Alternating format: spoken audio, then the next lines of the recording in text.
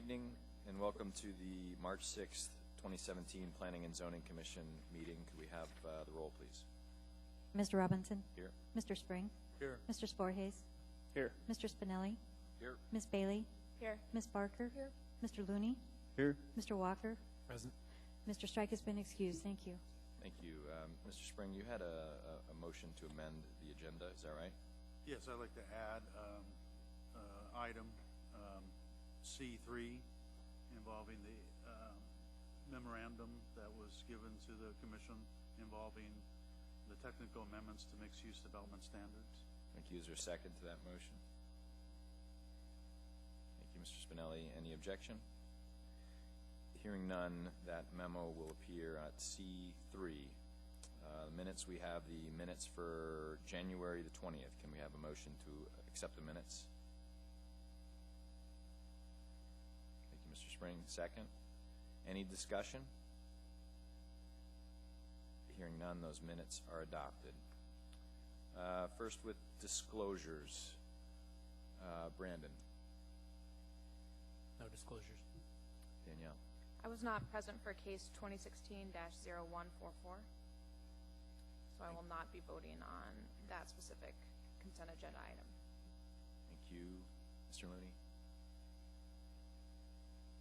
Probably the only disclosure I might note, whether there is one or not, is the involvement with a project that's in the Ship Creek area. We're connecting the Coastal Trail to the Ship Creek Trail. I don't really have any financial interest in it. It's just a project that's ongoing. So just to be clarified, your project is with the Ship Creek connection, not related to the development that's before us this evening? Not directly. That's right. One of the major stakeholders is the railroad for the project, but the project in question that we're going to see today and the petitioner have not been dealt with directly with my project. Very good. Don't have an issue with that. Thank you for putting it on the record. Mr. Spring? I have no. Mr. Spinelli? For resolution 2017-005 and 2017-008, I was absent for those on the consent agenda. Also, the Ship Creek case 2017-0017, I have relationships with most of the consultants involved in that, and actually some contracts with the part owners, I believe, but no involvement with that project whatsoever. Okay, so Mr. Spring, Andre, could you tell a little bit more about the nature of your relationship with the owners of the project? I believe some partial owners are in contract with me on a separate project. Okay. I'm going to ask for a motion to direct you to participate from Mr. Spring. Thank you. Seconded by Mr. Sporthays. Do we have a question? Yeah. Several questions that we always ask when somebody declares a potential conflict of interest. Do you have a substantial part in the present action? Zero. You have one that varies directly and substantially with the outcome? No. Immediate and known or conjectural and dependent on factors beyond the body's action? No. Significant monetarily? No. Generally possessed by a large group or only by the individual? No. No. I'm assuming based on the other answers. Okay, thank you very much. Thank you for those questions. Could everyone please vote on that motion?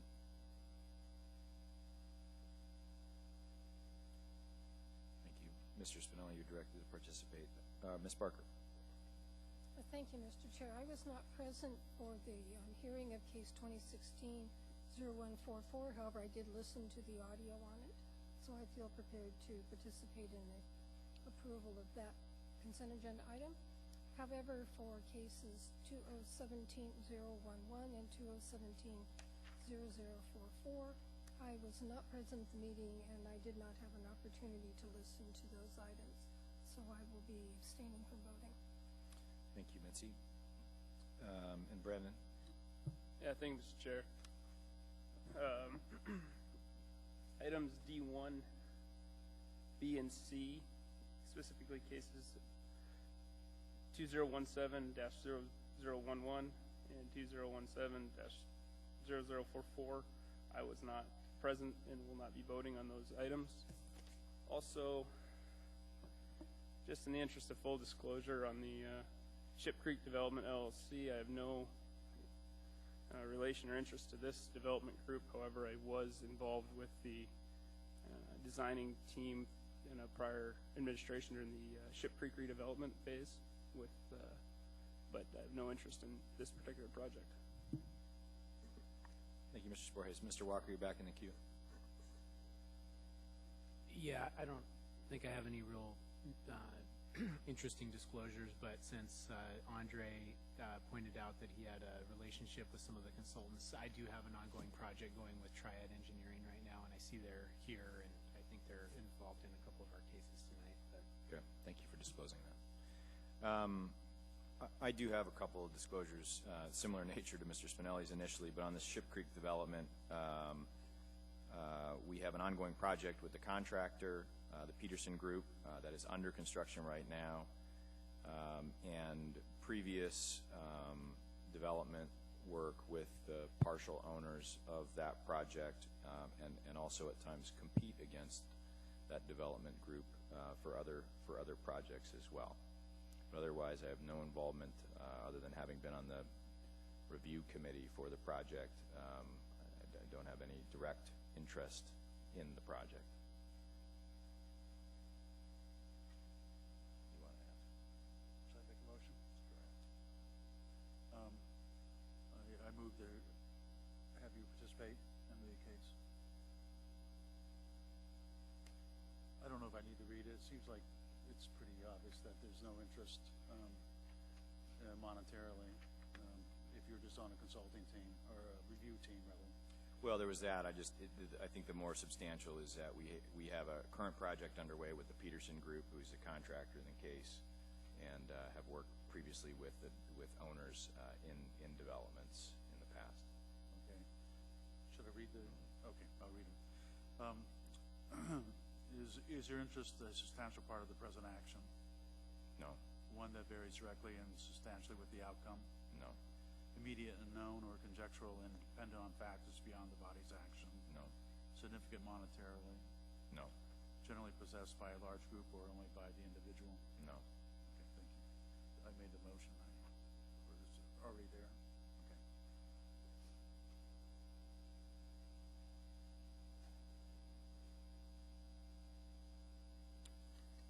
Thank you. So I will participate in the Ship Creek development. I'd also like to disclose and actually recuse myself for the projects related to cases 2017-19, the plat related to that case, and case 2017-0020.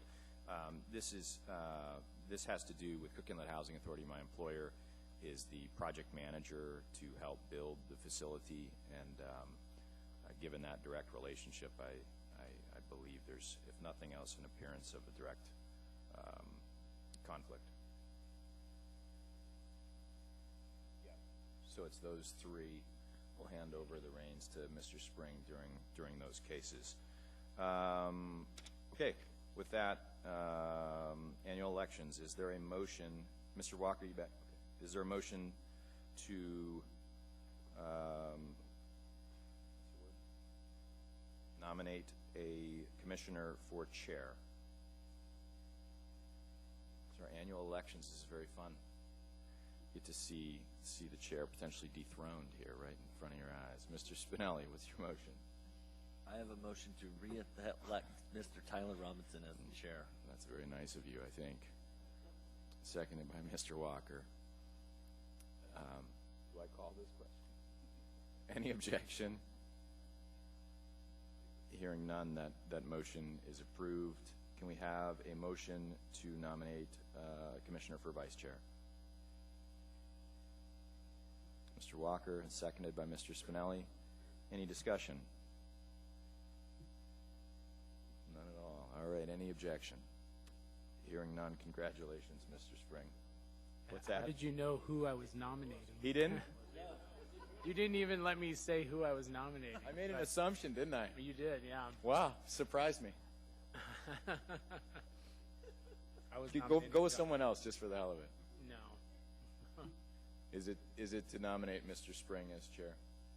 All right, my apologies. Overzealous to see my partner run along with me. Any objection? Okay, hearing none. Congratulations, Mr. Spring. Next up is the memorandum that was passed out by staff. It's called Case 2017-39, Title 21 Technical Amendments to Mixed-Use Development Standards. I believe you all have about a 4-page packet. Mr. Spring, you asked that this be added. Would you like to discuss it or ask staff for a presentation on it? I think I understand it fairly well. If the other commissioners would like a discussion, that's fine. A brief, maybe, synopsis of the issue. Is anybody here from staff that could speak to it? Sure. Go ahead, Mr. McLaughlin. Thank you, Mr. Chair, Mr. Spring. The planning department has been approached several times about different developments around town that involved mixed-use projects of residential and commercial, and there is a set of overly restrictive regulations that address mixed-use developments. And once these regulations became known and they're an obstacle to development that the community wants to see, we realized that we needed to forward a corrective technical amendment directly to the Assembly. It's time sensitive that we do this. Otherwise, we would bring these types of changes to the code through the commission. But this is clearly the person who worked on these regulations originally said that this was an error that was made during the Title 21 cleanup and adoption process. And there is a major site plan review for a mixed-use development on Muldoon Road that will be heard by the Urban Design Commission on April 12th. And if we can rush this ordinance to the Assembly, it would be adopted the day before it. So that's the kind of timeline we're on. But what this ordinance does is it reduces the minimum window area requirement and provides administrative flexibility from the maximum setbacks regulations. And then I think the last important point to raise is that the Long Range Planning Division intends to undertake a broader amendment dealing with mixed-use developments and commercial design standards sometime in the future. I'll be happy to answer any questions, and that's basically what's going on with this ordinance. Thank you. Thanks, Mr. McLaughlin. Let me just add that I'd like to disclose that the large part of the rationale for you seeing this has to do with a project that Cook Inlet Housing is doing right now. So I'm involved in it. We're not on here for a formal action, but if there is any kind of action on it, I will abstain from voting. To the chair, Yeah. yes, if I may. Sorry. Yeah, I'm sorry to pull this from the consent agenda, but I feel like it's important to at least put this out in front of the public when there's a change to Title 21. And I totally agree with the rationale for the expedited hearing. This does make sense, and I can see it when you go and do revisions. Sometimes things get, a little crosswise, and this will clear it up and expedite a project that's well on its way. So I have no problem. Just would like formally, though, in these cases, like we have in the past, make a motion finding that the expedited amendment rules under Title 21 do apply to this case, and that we agree that it does. And just to give us a part of in the role of this, even though we aren't holding a public hearing and we do want to hold things up, I think that's important. So I'd like to make that motion that the Planning Zoning Commission agrees that these amendments meet the expedited amendment process requirements and criteria. Thank you, Mr. Spring. Seconded by Ms. Barker. Any discussion? Please vote on that motion.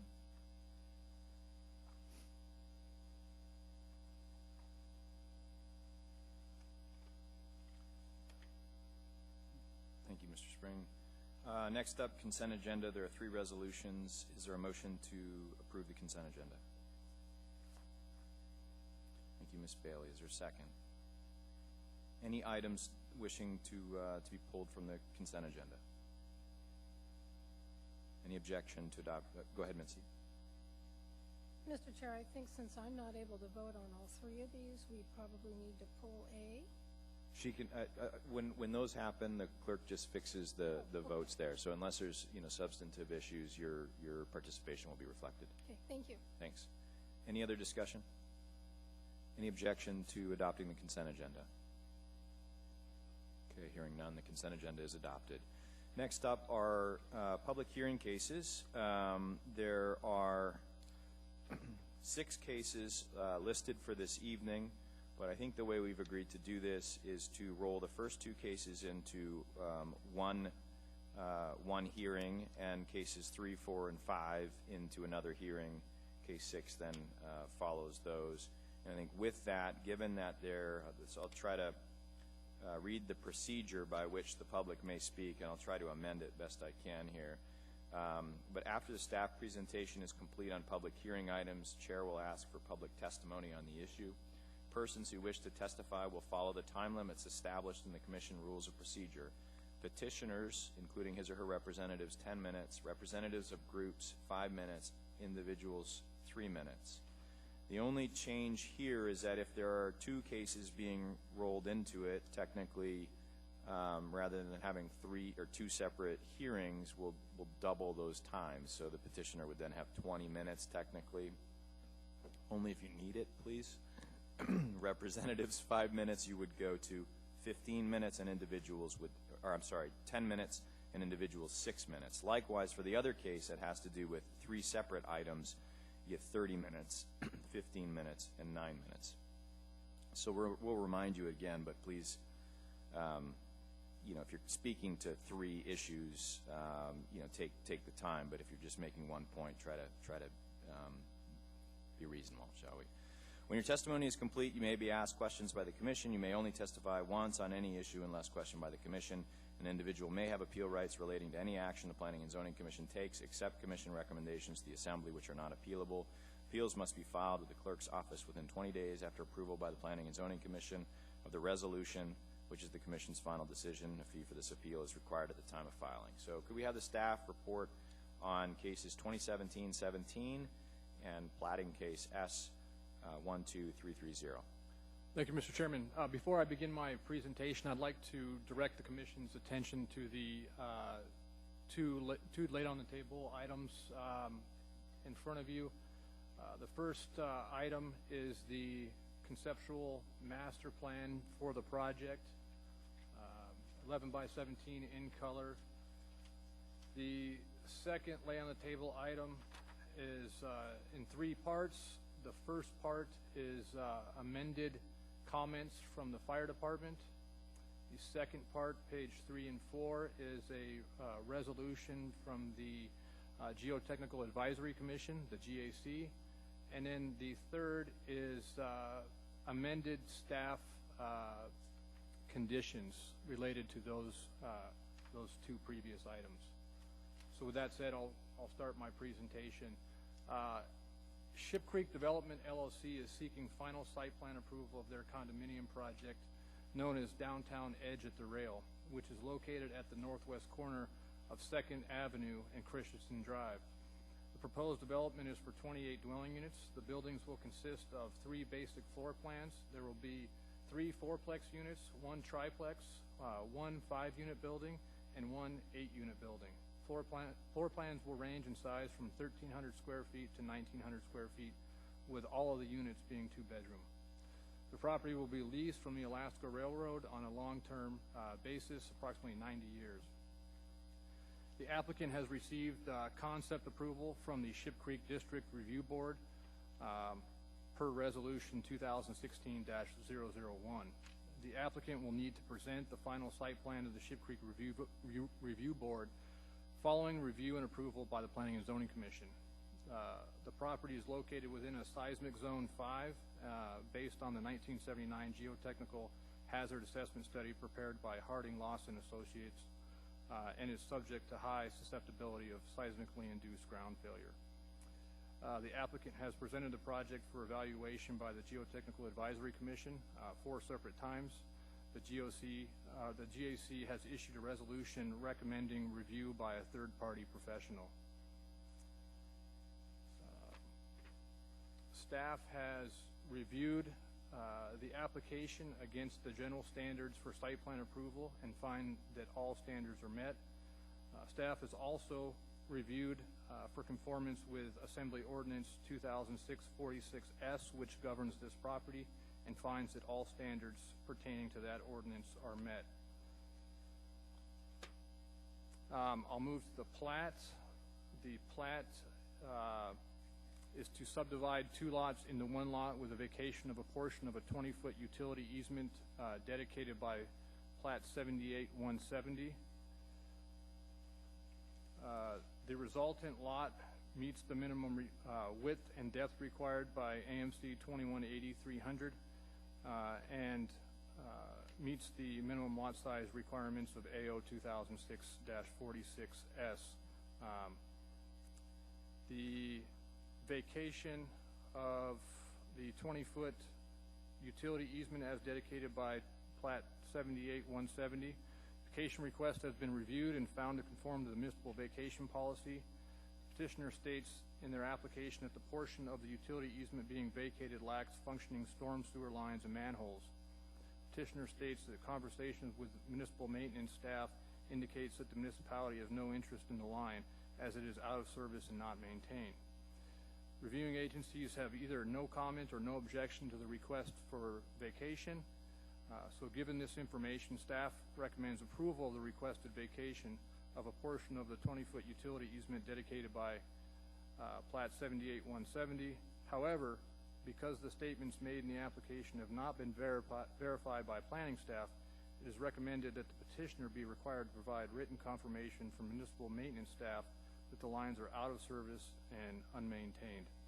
So with that being said, staff would like to recommend approval of the site plan subject to the amended conditions that were laid before you tonight, and approval of the vacation of the 20-foot utility easement dedicated by plat 78-170, and approval of the plat for 18 months subject to the conditions listed on pages 8 and 9 of your staff packet. I'd be happy to answer any of the Commission's questions. Thank you.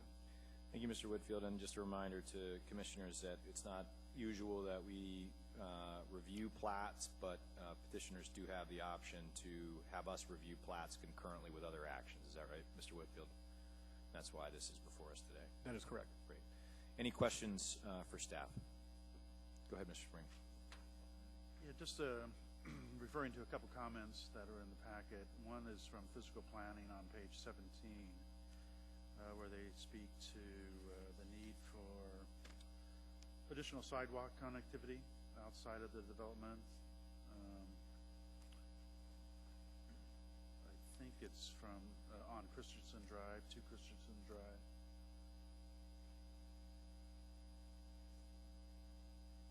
I'll read it exactly.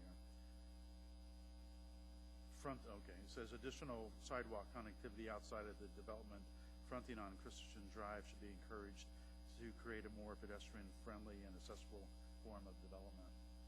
I wasn't sure what they were asking for there.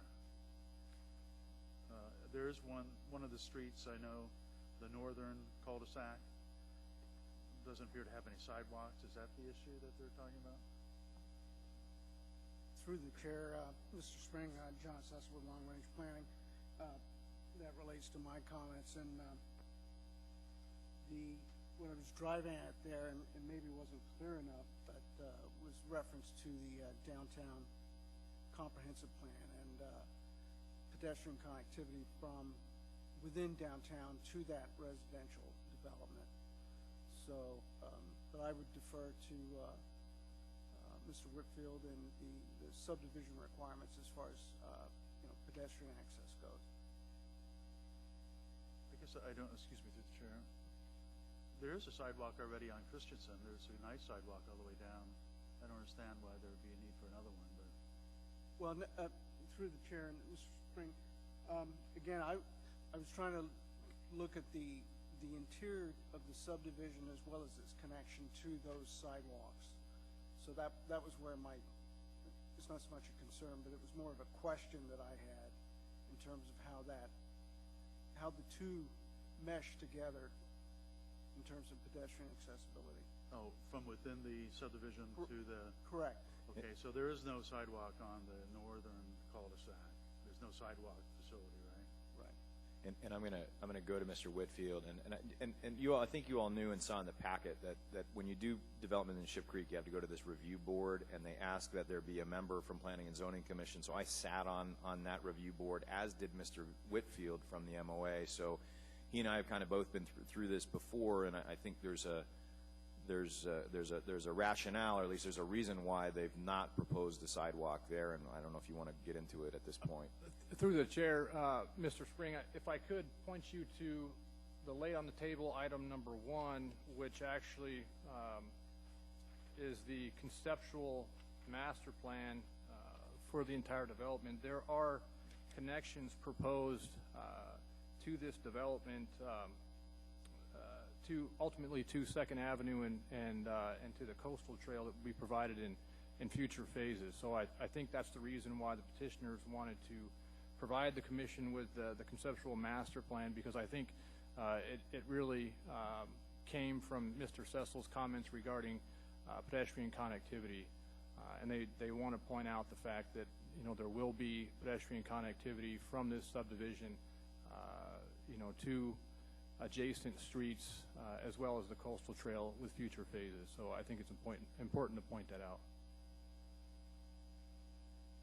Go ahead. I guess that doesn't answer the question about the sidewalk on the cul-de-sac. But, on the internal street, are they otherwise required to have a sidewalk on those streets in a subdivision process?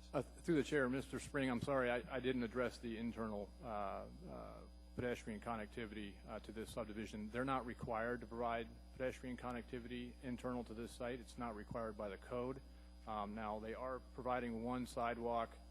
However, I think it's a pretty constrained site, and they weren't able to provide it on the lower level. They might be able to provide a little bit more reasoning as to why they weren't able to do that with their presentation. Yeah, I encourage you to bring it up when the petitioner's up as well. okay, one other sidewalk, pedestrian-related comment. It looks like from the site plan that there's a nice connection between the lower street and the upper street in the middle of the site, but there's no connections on the western side that I could see from the. Was that constrained somehow? It seems like, I know if I lived there, and since I'm a runner, although I don't look like one sometimes, I would want to go and access the coastal trail along 2nd Avenue, and I wouldn't want to walking up the street and around would be a little bit out of the way. But is there a need for a connection on the western part of that site to connect with 2nd Avenue, or maybe even connect with what I see here in the master plan is apparently a pedestrian connection to the public plaza, which would be also useful to have a connection on the western side. Through the chair, Mr. Spring, I believe there is an intent to provide pedestrian connection with future phases to the western side. I would defer to the petitioners to answer that, though. I believe that there is, unless it's changed, so I'll defer to them on that. Okay, thank you. Ms. Bailey. I had a question about, I'm not sure what the road is, but it's between 3rd and 2nd, and it's the steps that lead down there. I was wondering, is that city-owned land, or is that a private property that owns those steps going down? Through the chair, Ms. Bailey, I am unsure. It's outside of the boundary of this subdivision, and so I'd have to do a little bit of research. I'm happy to do that and get back to you, but at this point in time, I'm unsure as to who the ownership of that stairwell is. Yeah, my only concern about that is I currently also run and recreate down there, and I often cut through those stairs, and I'm assuming that if there is a whole new subdivision put in there, that those stairs would get a lot more access because it is a shortcut. And so wondering if the developers are looking to enhance that access, if the property owners that, if it's not the city owns it, or the nearby properties, if they're aware of this as well, that based on the packet, it appears that good notice was given, but just wondering specifically if thought was given on how that would have, and I'll ask the applicants as well. Yeah, Ms. Bailey, I hate to defer constantly to the petitioners, but I think it's probably a question better posed to them. Thank you. Can you, Danielle, can you just, again, where is the staircase that you're talking about? So if you look on their map, it's essentially where the person walking the dog, that little icon, if you follow that up to 3rd Avenue, Okay. There's steps that go down right through there. As the road kind of does a bend there, and then the Yep. steps go up. I gotcha. Okay. Great. Thank you. Anyone else questions for staff before we go to the petitioner? Okay, thank you. At this point, I'd like to invite up the petitioners for case 2017-17 and case S 12-330.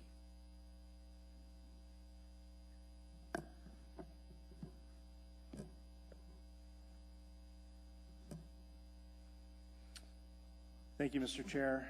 My name's Trevor Edmondson. That's TREVOREDMONDSON. I'm the Vice President and General Manager of the Peterson Group, and I'm also here tonight acting as spokesman for Ship Creek Development LLC. Ship Creek Development LLC consists of a joint venture between the Peterson Group, Glenn Gellert, and John McGrew. So I'd like to reserve 4 minutes for rebuttal time to respond to any questions or comments made during the public hearing. Hopefully I won't need all 16 minutes. If I do, I'm going very slow, but we'll see here. So, thanks for the opportunity tonight to discuss this exciting new project for downtown Anchorage.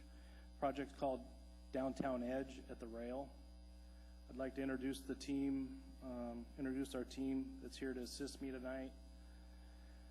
As you ask technical questions, I will probably ask them and lean on them to respond to your questions. So, Petra Sattler-Smith with Lumen Design is the project architect. Dave Grenier, Brandon Marcotte with Triad Engineering is our civil engineer. Tony Hoffman with Boutte Company is our surveyor and worked on the platting and planning applications. Keith Mobley with Northern Geotechnical is our geotechnical engineer and has worked tirelessly on our seismic and geotechnical report. And James Smith with Kinney Engineering is our traffic engineer and worked on the TIA. So they're all here to assist me tonight.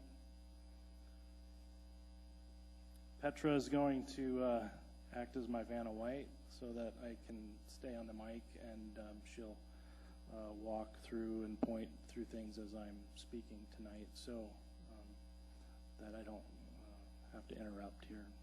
So I'd like to mention that we work closely with MOA staff as we develop this site plan.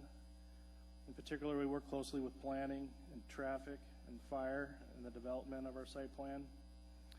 We met and received unanimous approval of the project from the Ship Creek Review Board, which Tyler mentioned he was a part of, and Mr. Whitfield was as well, and so we're 2 members of the Anchorage Railroad, or Alaska Railroad, excuse me, who own the site. The railroad is also here tonight if you have any questions of them. We also presented the project to the Downtown Community Council. The project was well received by the Community Council, and there were no negative comments that were received. Additionally, we presented the project to Anchorage Downtown Partnership, who had a good opinion of the project as well. We've met with the Geotechnical Advisory Commission 4 different times to review our geotechnical report. I'll discuss that in a little more detail later in the presentation here. I thought it would be helpful to give some context to where the Downtown Edge fits into the master plan, the rail master plan. The Downtown Edge is the first phase of many phases to come, and it is in the Downtown Edge sits in the southeast quadrant of the rail, where Petra's pointing to there, approximately 2.5 acres of the 11.5 acre site. Light commercial and retail is envisioned for the northeast quadrant, which could include a local brewery and tasting room, as well as some small retail spaces. That area is shown in red, or in orange, excuse me. The northwest quadrant along the rail is planned for park and open space with an outdoor performance venue that can be utilized for things like summer concert series, for Rondi events, and utilized by some of the retailers that are in the rail for different events that they might put on as a part of their business. So that area is shown in red. The southwest quadrant will be retained for additional housing to potentially include mixed use, for rent and for sale homes. Projects in this area will likely be higher in density than what's planned for the Downtown Edge. That's pretty undefined at the moment, but you know, more units are envisioned to be there is really the point I'm trying to make. So, the development of the master plan, we strongly considered the pedestrian connectivities and connections that some of the questions that you had. Those connections to the coastal trail and downtown were heavily considered. We've planned for pedestrian flow through the project, which will incorporate a public plaza that will serve for the focal point of the project. These pedestrian connections are shown in green. So there's a connection from the coastal trail into the public plaza, a connection of the coastal trail down 2nd Avenue, which will also another pedestrian connection down the west side of the Downtown Edge, which is one of the questions that was asked, to the public plaza. That pedestrian access will also help facilitate the flow of pedestrian traffic from downtown Anchorage, from the downtown area to the middle of the rail project. So, primary vehicular access points have been outlined. And there'll be one on the west end of 2nd Avenue, the blue arrow. And on the east end of Christensen Drive, and then also from the historic railroad depot from Christensen Drive into the commercial retail area outlined in the master plan. Before I dive into the details of Downtown Edge, I'd just like to note that this project has developed a significant buzz and excitement in our community and has been well received by the market. In the first 3 weeks from the press release that we had in late January, we put under reservation 13 out of 16 units that are in phase 1. Since it's been so well received, we're adding units to phase 1, and I believe the units that we're going to add will be under reservation within the next week as well. So that roughly would be 20 units of the 28 units that we've got planned for the project. So it's really an unprecedented response for a housing project at this point in Anchorage with what our market conditions are. Obviously, we're very excited about it and think it's a good indication that the project is headed in the right direction for success.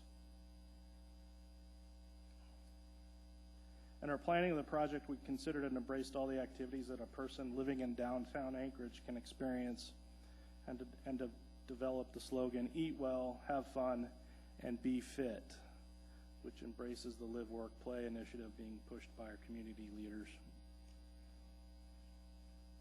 Staff presentation discussed most of the zoning details regarding our project, and I wanted to reiterate that the project is consistent with all the master plans done for this area of downtown and will be an excellent fit for the downtown community. Again, it's 28 townhome units consisting of 3 different floor plans that will range in price from $400,000 to $600,000. The Downtown Edge site naturally slopes from south to north and from east to west. In the layout of the project, we carefully designed the site to protect the view sheds and corridor from each unit. Therefore, the site and the units are all terraced to maintain the views. This can be best seen on this display on the bottom. You can see the units.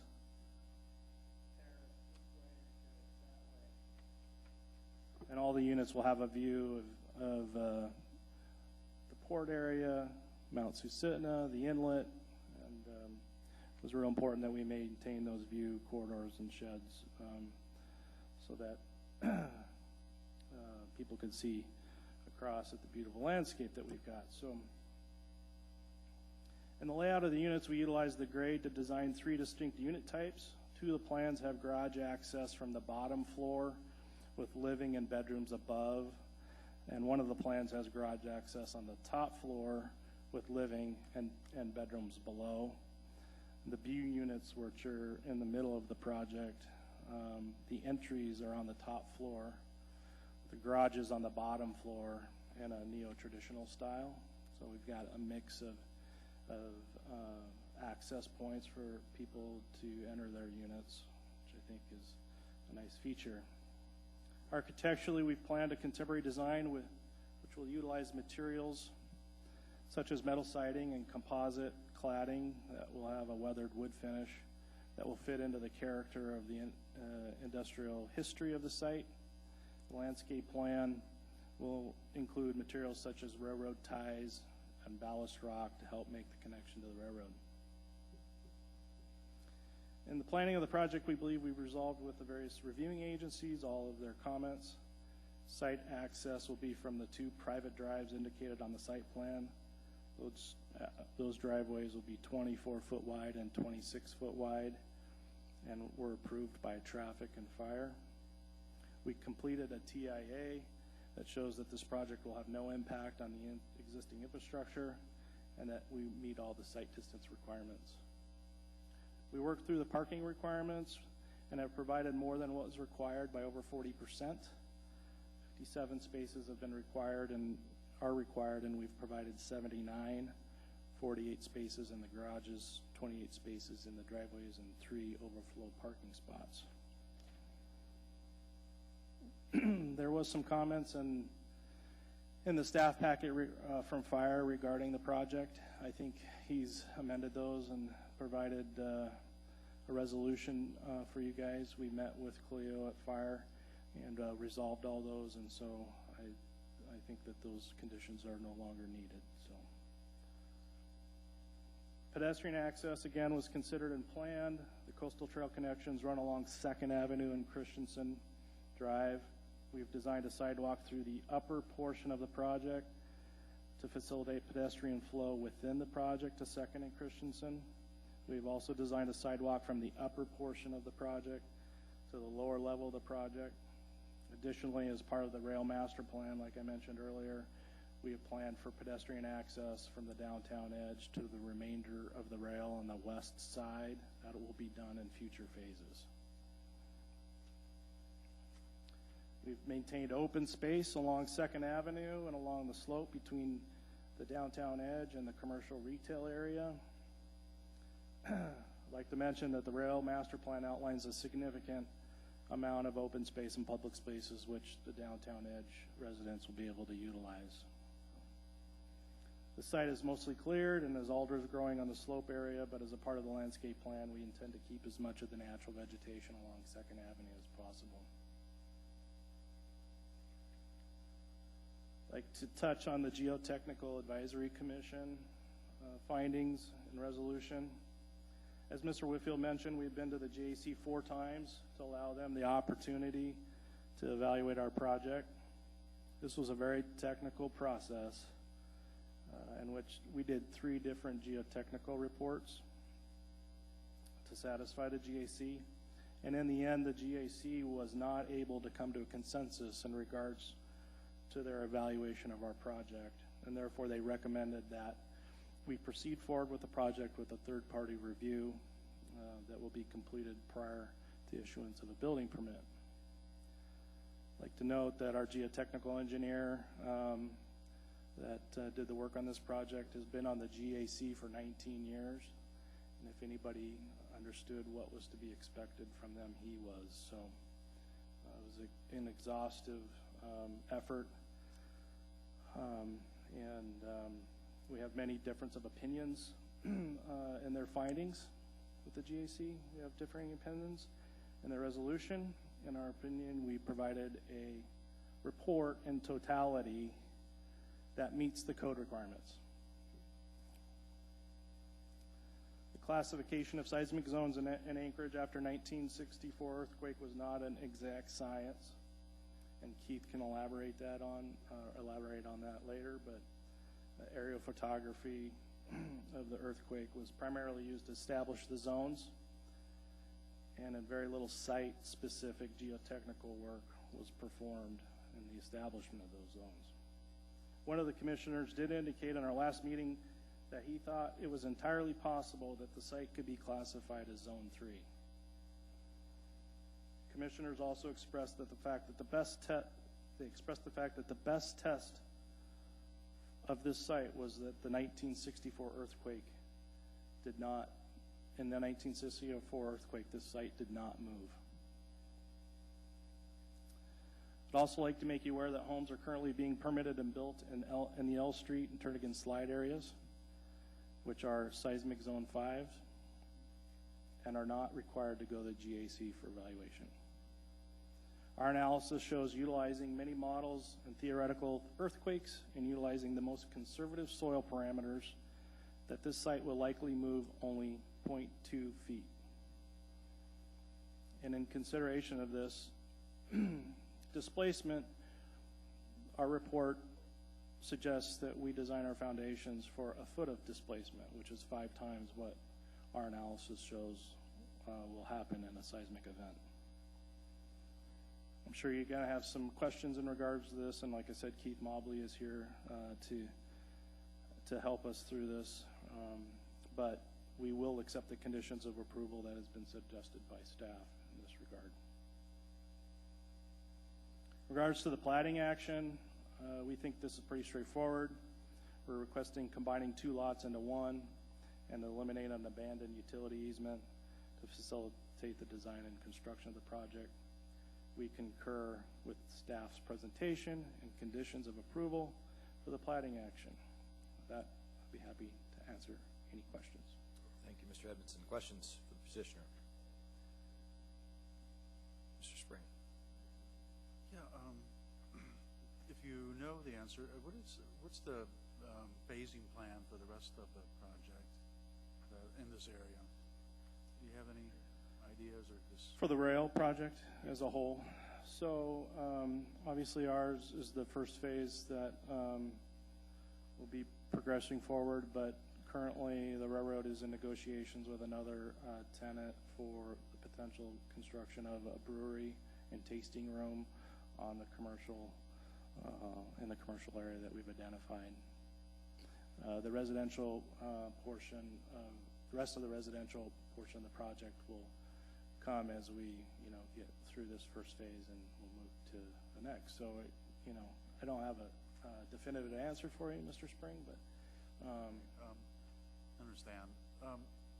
Apparently the commission isn't going to be charged with reviewing the master plan, I'm assuming, since we're already reviewing a site plan, right? Or did we already look at a master plan?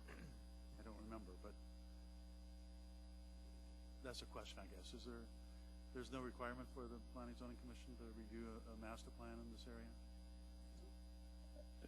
I think I can answer the question through the chair, Mr. Spring. I think we'll be required to come back as a part of future phases. We'll have to go back to the Ship Creek Advisory Board as the development of future phases are contemplated, and could require us to come back to planning and zoning. For the entire master plan or parts of it? Parts. Parts of it, piece by piece? Mm-hmm. Did the advisory committee look at the master plan? Yes, we did present the master plan to the advisory board. Because I don't know, master plan, it makes sense to review the whole thing, I guess, at once instead of piece by piece. But if we don't That's something I guess I would ask staff about that, if they could follow up and Through the chair, the Ship Creek Review Board did have the conceptual master plan, but we didn't approve it or anything like that. We were looking specifically at the downtown edge at the rail, the 28 dwelling units. So the review board didn't look at the master plan really from an approval standpoint. So through the chair, then there's no requirement for a master plan in the code then in this area. This property, through the chair, Mr. Spring, this property is zoned PC, and it does have an ordinance master plan that outlines the zoning requirements of this property, the permitted uses, the setbacks, height requirements, so on and so forth. So in that regard, it does have a master plan, but it does not have a master site plan, I think, that you're thinking of. Okay. Just one follow-up question on it. The Coastal Trail connection has been talked about for a long, long time. How does this incorporate a Coastal Trail connection, and has it been reviewed by the Trails Coordinator and/or any other municipal agency?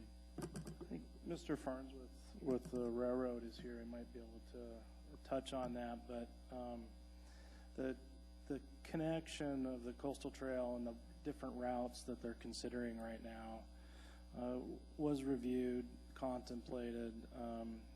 I don't know exactly where that effort is going and where it's going to end up, but we did. One of the potential routes was down 2nd Avenue and through Christensen, I believe. So we did review that and evaluate it, but the connection from the Coastal Trail in through the rail to the public plaza is not, part of that connectivity or connection. That's not part of the Coastal Trail. No, it's just an extension of the Coastal Trail to, essentially facilitate pedestrian traffic into our project and into the public spaces. Just, I guess, a comment is, I would like maybe in the next phases for there to be some input from the Trails Coordinator regarding whether or not this inhibits or precludes a trail connection. From what I know from their process, it doesn't either. I think we enhance what they're doing more than anything. Okay, thank you. Thank you, Mr. Spring. Mr. Walker.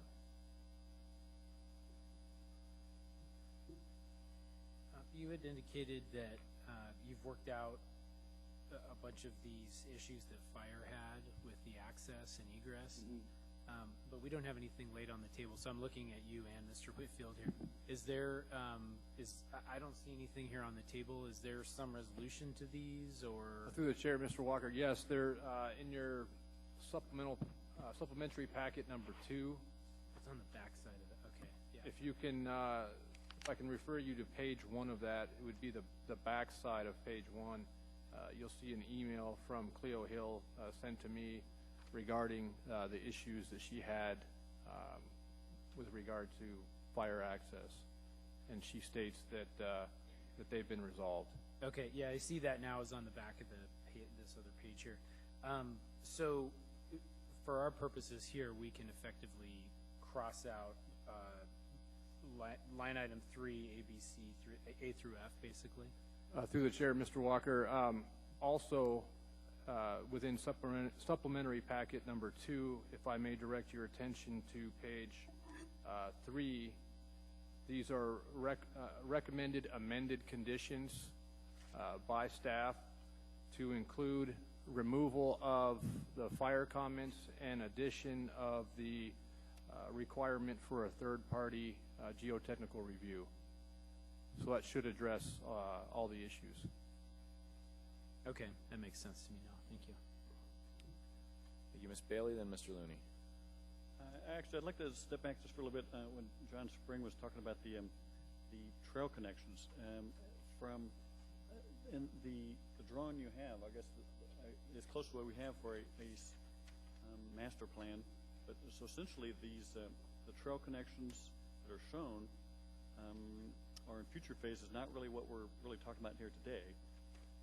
So how do we know that this is really the plan that we're going to see if we're on the next phase? So I guess I know that just because I'm personally involved with that project level, I know that there's some of the background work, and there's been ideas that we worked with the railroad, who I see here tonight, and we've thought of some great connections. And I'm all about making the connection between the Coastal Trail and the Ship Creek Trail. Just I'm not sure if this is going to get us closer, or is it just something to make us happy to pass this case, that kind of thing.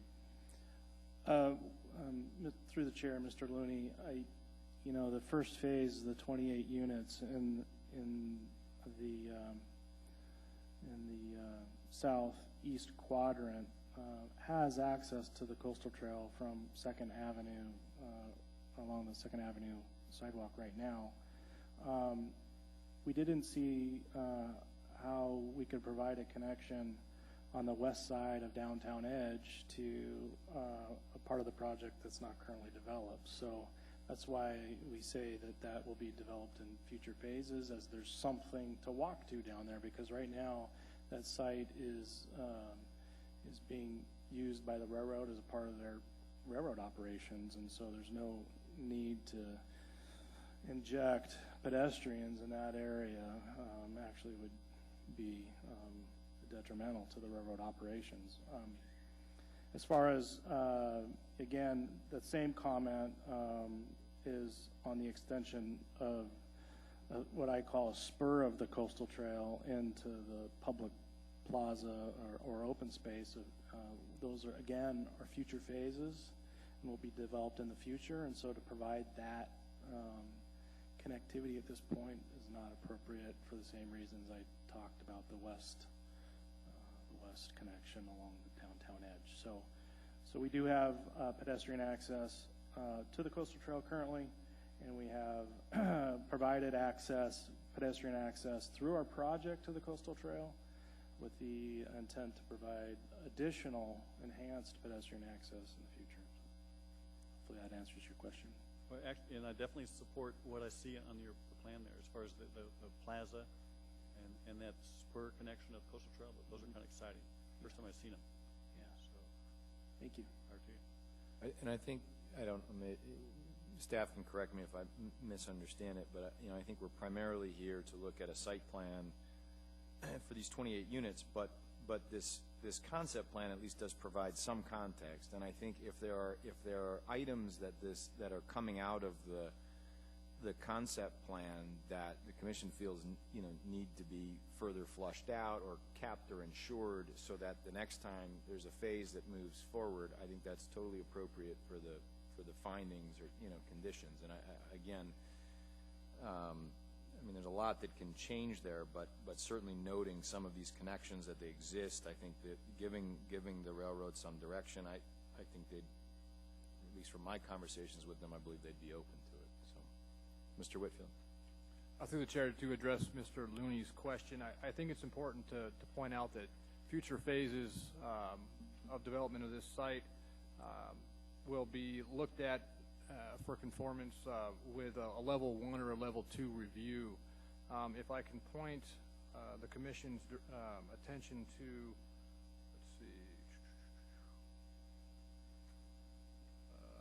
page 53 of your staff packet, it speaks to the requirements for a level 1 or level 2 review. So my point being that if they meet the threshold for a level 2 review, and I think the threshold is a project exceeding $2 million in valuation, will be back before the commission for review. So my point is that you will potentially see future phases coming before you if it meets that level 2 threshold.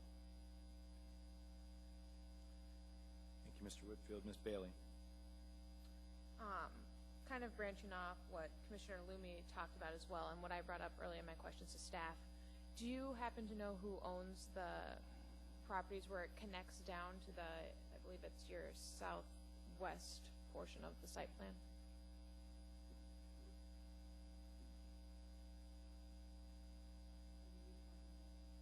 It's right where your finger's at right now, and then it connects all the way up. Yes. Through the chair, Ms. Bailey, I don't know who owns that, but we had a brief conversation about it while you asked the question. We believe that those stairs are within the municipal right-of-way, but I don't know that for certain.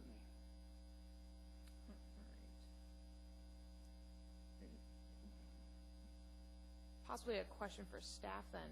If it was part of the municipal property, was there any talk? I didn't see any note of it within the transportation or PED plans about anything related to that area. So was there any talk about how that would be impacted? Through the chair, Ms. Bailey, no, there hasn't been any talk about it, and I would suspect that the stairs are one of in either municipal right-of-way or a municipal easement, but there has been no talk as to how that might impact, how this project may impact that. So, yeah. And then I think I share some of the same questions about trail connectivity. And I think it's great that you've identified that this is right along already the coastal trail.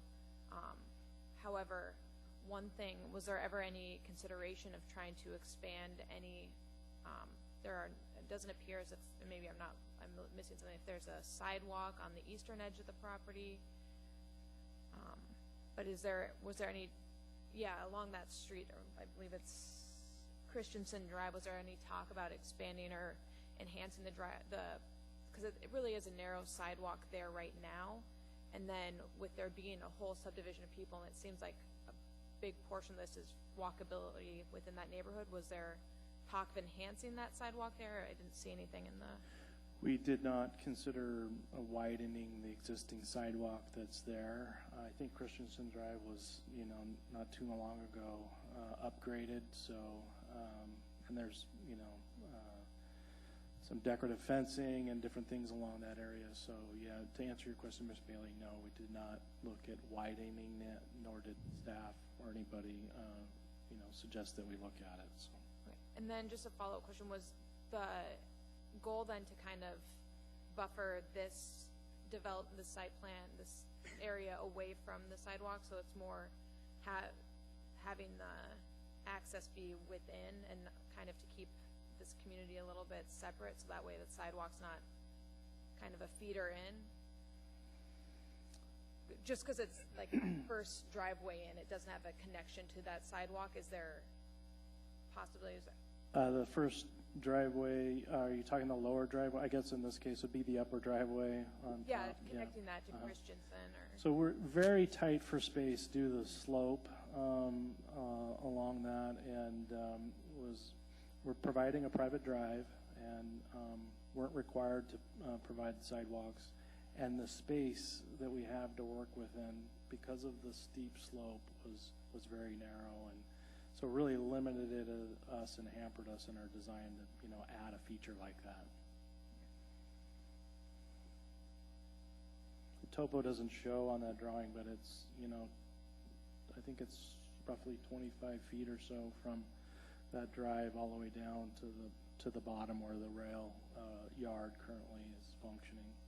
I think that answers most of my questions. Justin, maybe you can correct me if I'm wrong. I'm getting a sense that you guys did a very good job of maximizing the space, but there's not really any extra room to enhance trails just because you need to preserve what open space you have. That's correct. Right. Yep. Thank you. Bailey. Mr. Looney. One more question for Mr. Evanson. So I noticed on the east part of the property, it is a tight site, but the Christensen Drive kind of extends onto the site. Is there a easement for the road itself, or there is an easement there? Yes. Gotcha. All right. Thank you. Thank you, Mr. Looney. The green arrow that presumes that you'll have a connection down to the plaza area, is there a contemplation that clearly that's part of a separate phase, presumably, right? It's not, you're not going to build that as part of this project. Absolutely, because there's nowhere for that to connect to at this point. So as the rest of the rail develops, and if we had somewhere for people to walk to, for instance, if the next phase was the commercial development, which became a brewery and a tasting room and some other retail commercial space, then, then I think it makes sense to develop that connection, which, benefits Downtown Edge, this project that is before you tonight, but also benefits traffic flow from downtown and from the coastal trail into that area. Yeah. So, a question for you first of all, and then for staff. But for you, what if that were to happen? How would you connect into a trail like that on your site plan? You mean as far as the Downtown Edge? Yeah. Would the Downtown Edge? Would you see that as an amenity, and yes. Where would you? And just so we know, where at would the it? At the end of that drive and at the top, likely at the end of that drive and at the top, where it ties into Second. So you'd be willing to say that if in the future there's a pedestrian connection to the west of your site, that you would ensure that there's a pedestrian access provided to the northernmost driveway? Yes, that's always been our intent. Okay, but that's Yes. not explicit, but No, it's you not. wouldn't object to something Would not like that? object to it. The I guess for staff, say the next phase is the portion in orange. At what point is there a trigger to make this pedestrian connection?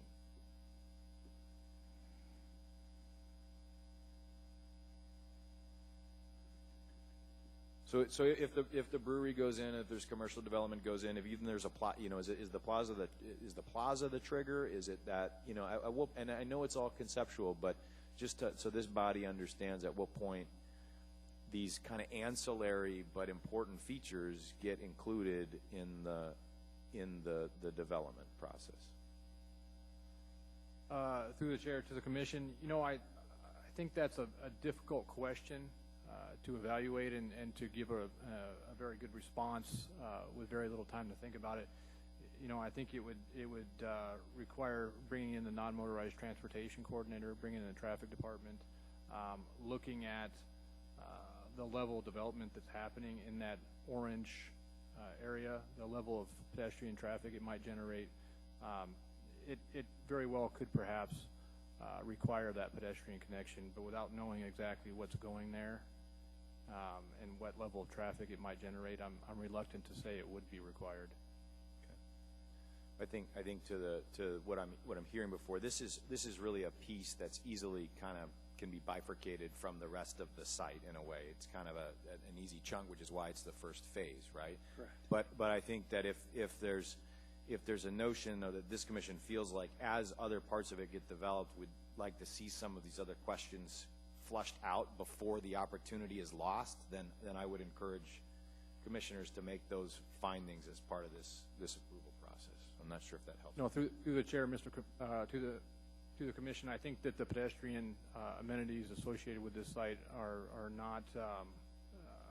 not being overlooked and will not be overlooked in the future. I think we will take that very seriously, and if we evaluate a proposed development that we think requires a pedestrian connection, we certainly will require it. Yeah. So. Okay. And I believe from talking to the railroad that it would make good business sense to do that as well, and I don't think there's an objection to it. Ms. Bailey, then Mr. Spring. Continuation on this is more of a question for staff or a comment to how we're looking at this in the future. Is we recently heard from the applicants that they're doing a really good job of developing this to their maximum efficiency. And my biggest worry is that piece by piece, every single property is going to be developed to its maximum efficiency, and there's never going to be room to put in that trail, and that the more it gets infilled, the harder it's going to be to try to piece something together. And so is there a suggestion from staff as how we as the Plan and Zoning Commission can prevent that from happening? Through the chair, Ms. Bailey, I think just as Commissioner Robinson pointed out and suggested, is that you make that part of your findings tonight. And I think, again, to emphasize, I don't think that your comments with regard to pedestrian access is falling on deaf ears, and I think that the petitioners understand the importance of the pedestrian connections, as does staff, and we will make sure that we evaluate that appropriately with future phases. Thank you. Thank you, Mr. Spring. Yeah, this is a question, just curious about the fire department, the resolution of their concerns. Yes. How did they resolve the turnaround issue on the cul-de-sacs? Is that seems like that's a pretty serious issue for a fire department. I don't understand how they could. Well, we have a hammerhead in the middle of the project to provide that access, and in the middle, and then the upper, or I guess the access off of 2nd Avenue, they asked us to put some signage up that delineated the fire lane for them. Petra, do you have anything to add to that? Oh, so they just end up backing up then, basically? You know? Petra, I'll need you to go to the Yeah, mic. go ahead. We also proved that in 400 reach from fire hydrants around the site, we can reach any unit of this development. And we also laid out that 150 hose reaches, again, from a fire truck could be reached on that upper driveway from Christensen or 2nd. So there's multiple options for the department to defend this project. Okay, I'm just curious. And this one minor last question, and this might be a staff question.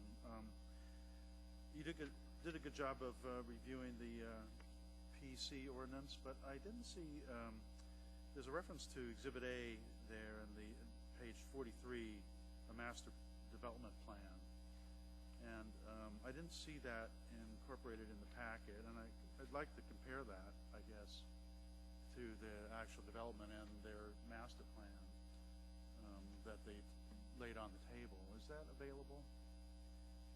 Or did I miss it in the... Through the chair, Mr. Spring, I think you're referring to the Ship Creek Framework Plan. Is that correct? It's the I'm sorry, through the chair. It's the PC ordinance AO 2006-46S. Through the chair, Mr. Spring, that ordinance is actually in your packet.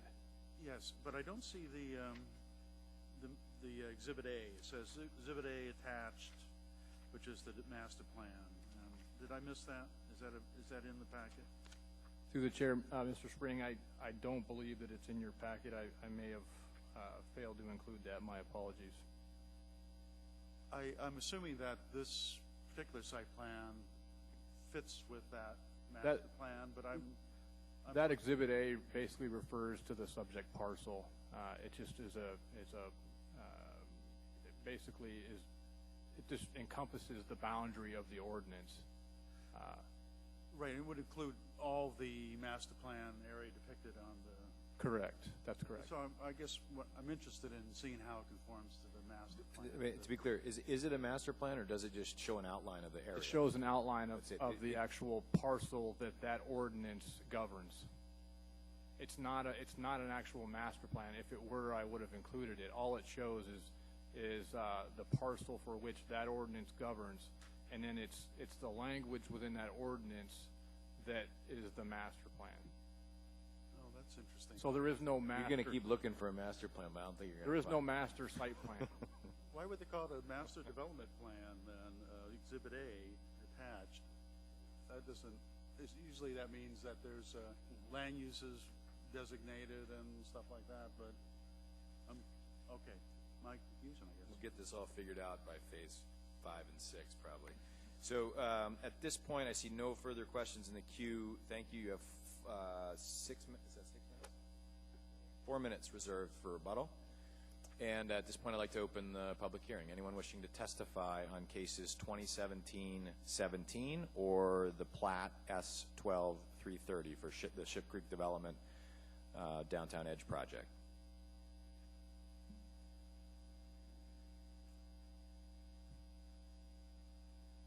Good evening. Thank you. My name is Jim Kubitz. Do I have to spell my name? Please. K-U-B-I-T-Z. I'm Vice President of Corporate Planning, Real Estate, and Facilities at Alaska Railroad, and one's basically in charge of the department that does all the development of our acreage we have through the entire state of Alaska. But I'm really pleased to finally be here with a project. I remember working on this ordinance many, many years ago. I think Terry might have been involved with it too, Plan Design North, trying to put this together to select this area and try to come up with a way to get it developed. Well, we got our first real development with this group, and we're real pleased to have it. One correction, however, someone said this was a 90-year lease. Well, The petitioner wanted a 95-year lease, so we went back to the board of directors and they amended it. So we have a 95-year lease now for this project, which is the longest lease that we've ever done at Alaska Railroad, which is the longest one allowed by law. Just a few comments. It's really interesting to see these questions, especially the pedestrian connection ones and the trail and all that. I've been working on that, as some of you know, for many, many years to try to get some development down there. And as a matter of fact, we had many wild ideas. If you want to see master plans, Mr. Spring, I have drawers and drawers of them that are worthless now because once you develop a plan, if there isn't a market for it, it's not going to happen. So we've just kind of stepped back and looked for people to try to develop that market and fit it into our plans. But we even had the idea of closing Christensen Drive and turning all of Christensen Drive into a bike path, actually, and moving the bluff over a little bit to make more room down below to get access to the site. But that was really met with some disdain from a lot of people who didn't want to close that road, and that would have caused some problems on First Avenue, also in front of our depot. But so we've thought of just about everything, and we really appreciate this group stepping forward and making the commitment, spending money. We've spent money. We're going to be working on it also in the other phases, trying to come up with the capital to accomplish everything we want to do with this area.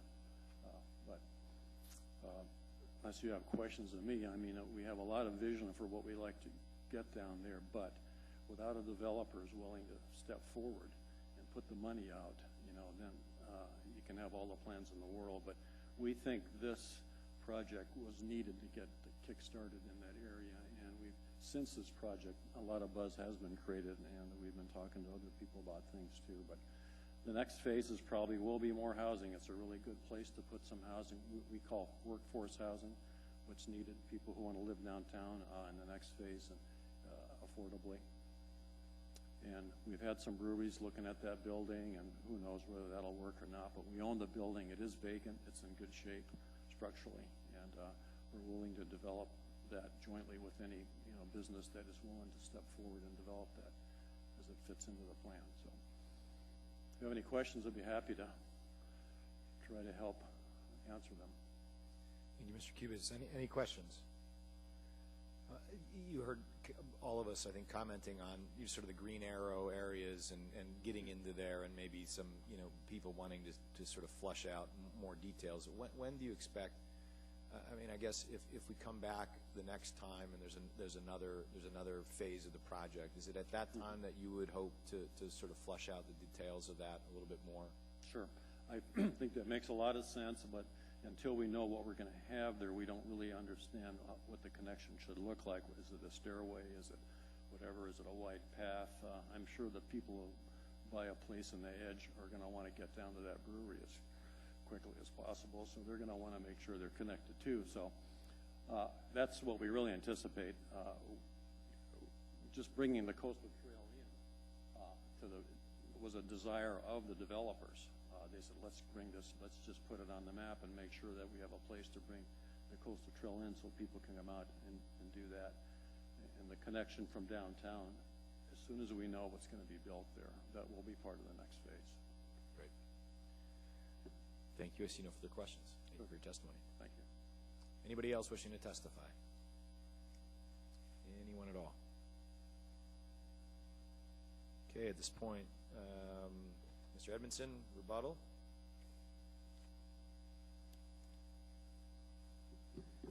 Thank you, Mr. Chair.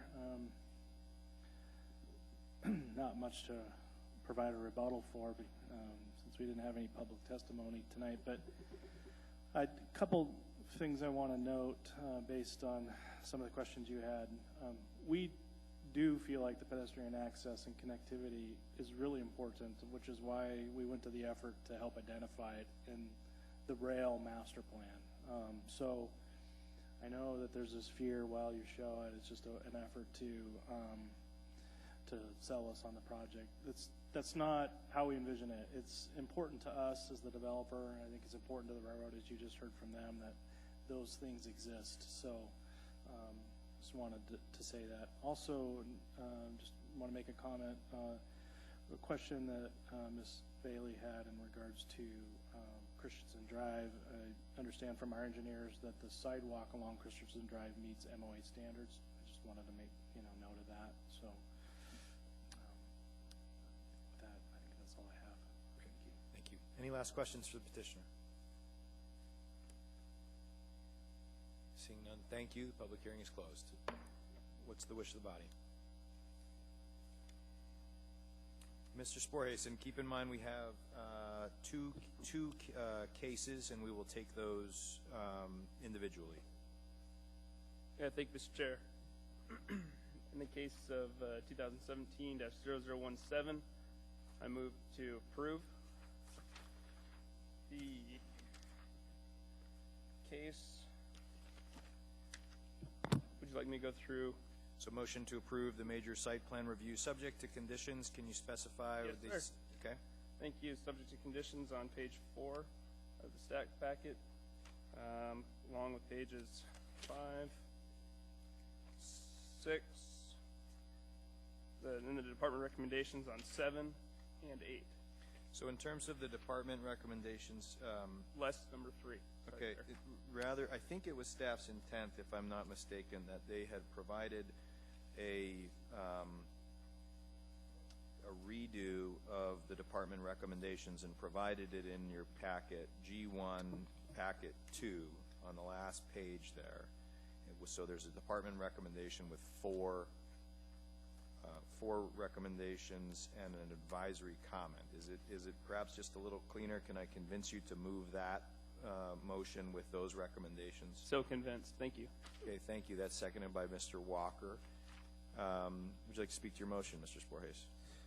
Yeah, thank you, Mr. Chair. I think this is a good project. They went through, numerous steps, as we heard through testimony from the petitioner, with the GAC, with the fire department here at the end, and also it's echoed by the landowner, the railroad, that they're excited to see this project. And I think that'll pretty much cover it. Thank you, Mr. Sporhace. Anyone else have any comments or findings related to the motion? Mr. Spring. Yes, I'd like to make an amendment regarding pedestrian access. Number 5 would be condition number 5. Resolve future pedestrian access connections on the west end of the project to future master plan connections on the west side of the project. So I think the intent is, if I can paraphrase, is that you're looking to indicate somewhere in the approval that there would be provided a future connection on the western portion of the site to a future pedestrian connection, right? That then they who knows when they would build it, but that it's their intention to provide that, not block it off. I like provide better than resolve. Okay. I think that's better and more direct. Okay. Any objection to language like that? I know we butchered it a little bit, but a nod or a shake or okay. Is there a second to Mr. Spring's motion? Thank you, Ms. Bailey. Any additional discussion on the motion to amend? Any objection? Hearing none, that amendment is approved. We're back to the main motion. Anyone else wishing to speak to the motion? Ms. Bailey. Just to add in findings, I was going to mention it to Commissioner Spring's amendment, but I think that this will go to this area does a really good job of providing housing near an employment center, and inevitably that brings the benefit of pedestrian access and pedestrian commuting to and from work, and so this project can enhance trail access and stimulate the downtown area by providing that housing near a downtown center. Thank you, Ms. Bailey. Anyone else? I'd simply add that I'm going to support the motion as amended. I think they've done a good job with a somewhat difficult site, provided a type of housing that provides a transition from downtown to hopefully more to come in the railroad, and wish future phases well, and would like to ensure that the railroad brings back some of these other connections in future master plans and components of future phases of the development. Please vote.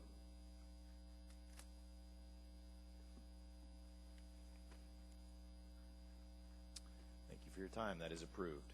We're going to take a quick recess, and then I'm going to hand over the mic to Mr. Spring for, oh, I'm sorry. Wait. Mr. Chair. Sporhays, you should have known better. We got another motion in front of us. Yeah. Who wants to go? Thanks, Lord. I'm anxious to get out of here, too. All right, Mr. Spring. Yes, I move to approve the subdivision of 2 lots into 1 lot with vacation of a portion of the 20-foot utility easement dedicated by plat 78-170 with the conditions recommended by staff on pages 8 and 9, including the advisory comments. Thank you, Mr. Spring, seconded by Mr. Sporhays. Any discussion?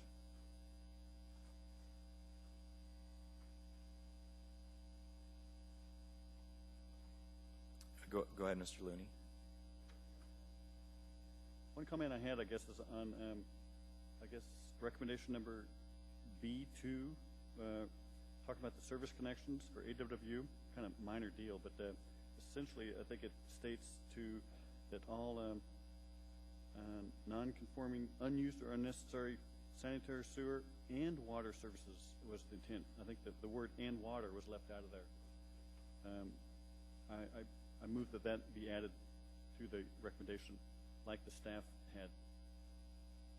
So I'm just going to I'll come back to you in a second. It's showing that we don't do these plats very often. Mr. Whitfield, we do need 2 separate motions here, right? One to vacate the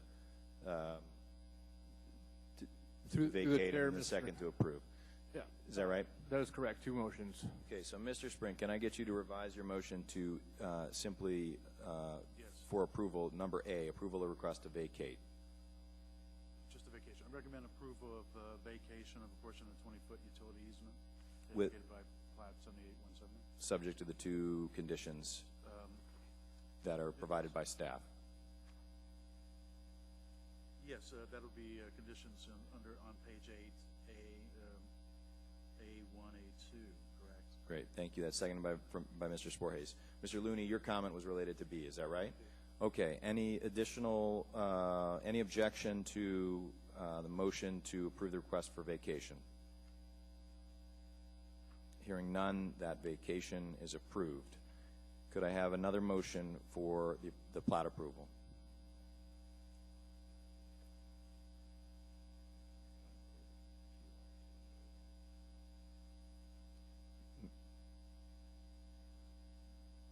Sorry, I thought I hit it.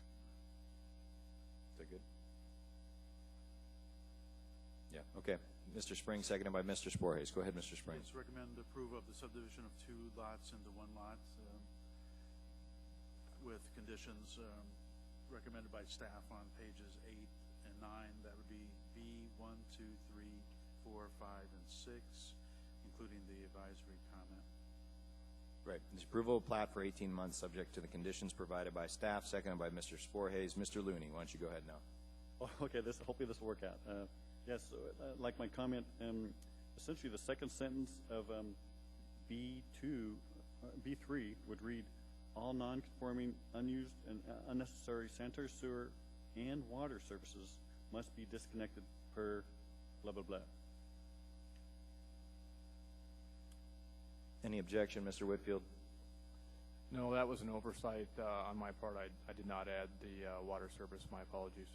So when that's Mr. Looney, can you add that as a motion to amend the motion? Just so do you need that? Yes, I move that we amend the point number 3 to add the word "and water." Okay, can you hit your motion button, and we'll get a second. Seconded by Ms. Bailey. Any objection?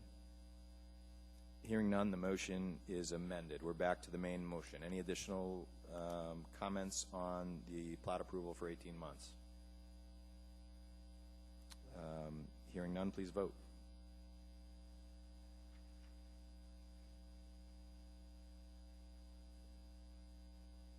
Sorry, that failed. No, I'm just kidding.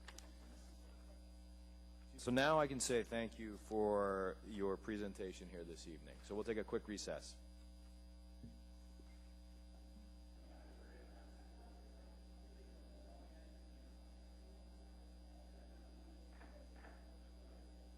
We should start the next public hearing.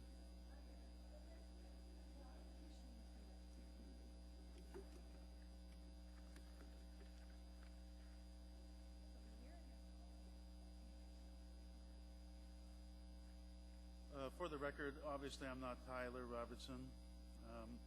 Tyler was recused because of a conflict. His company was involved with this project in management capacity. My name's John Spring, the vice chair. We are going to combine the three cases listed here. They're all the same parcel. One is 2017-007 master plan review. The other is a subdivision plat S12330, and the third is case 2017-0019, which is the actual rezone case, I believe, involving this property. Because we're combining them, we're going to include a little bit leeway for the petitioner to address the Planning and Zoning Commission for 30 minutes total. The individuals will have 9 minutes. I couldn't talk for 9 minutes, I don't think. Council, community councils, if there are any, there'll be 15 minutes allocated to you. So we'll begin with presentation by staff on all three cases, if you would. Thank you, Mr. Chair. In your packets is a separate sheet with resolutions of support for the comp plan map amendments, the rezone, and the plat. The resolutions of support are from the Eklutna Valley Community Council and the Chugach Eagle River Advisory Committee. Also of note is that the Planning Department is processing a conditional use application for the Ernie Turner site plan and conditional use at the property, which is the ultimate goal of all of these actions that you have before you this evening. So the first one is a request to change the land use designation for 16 acres within the Chugach Eagle River Comprehensive Plan land use plan map from residential 1 to less than 1 dwelling unit per acre to a new a different designation in the legend, which is a community facility.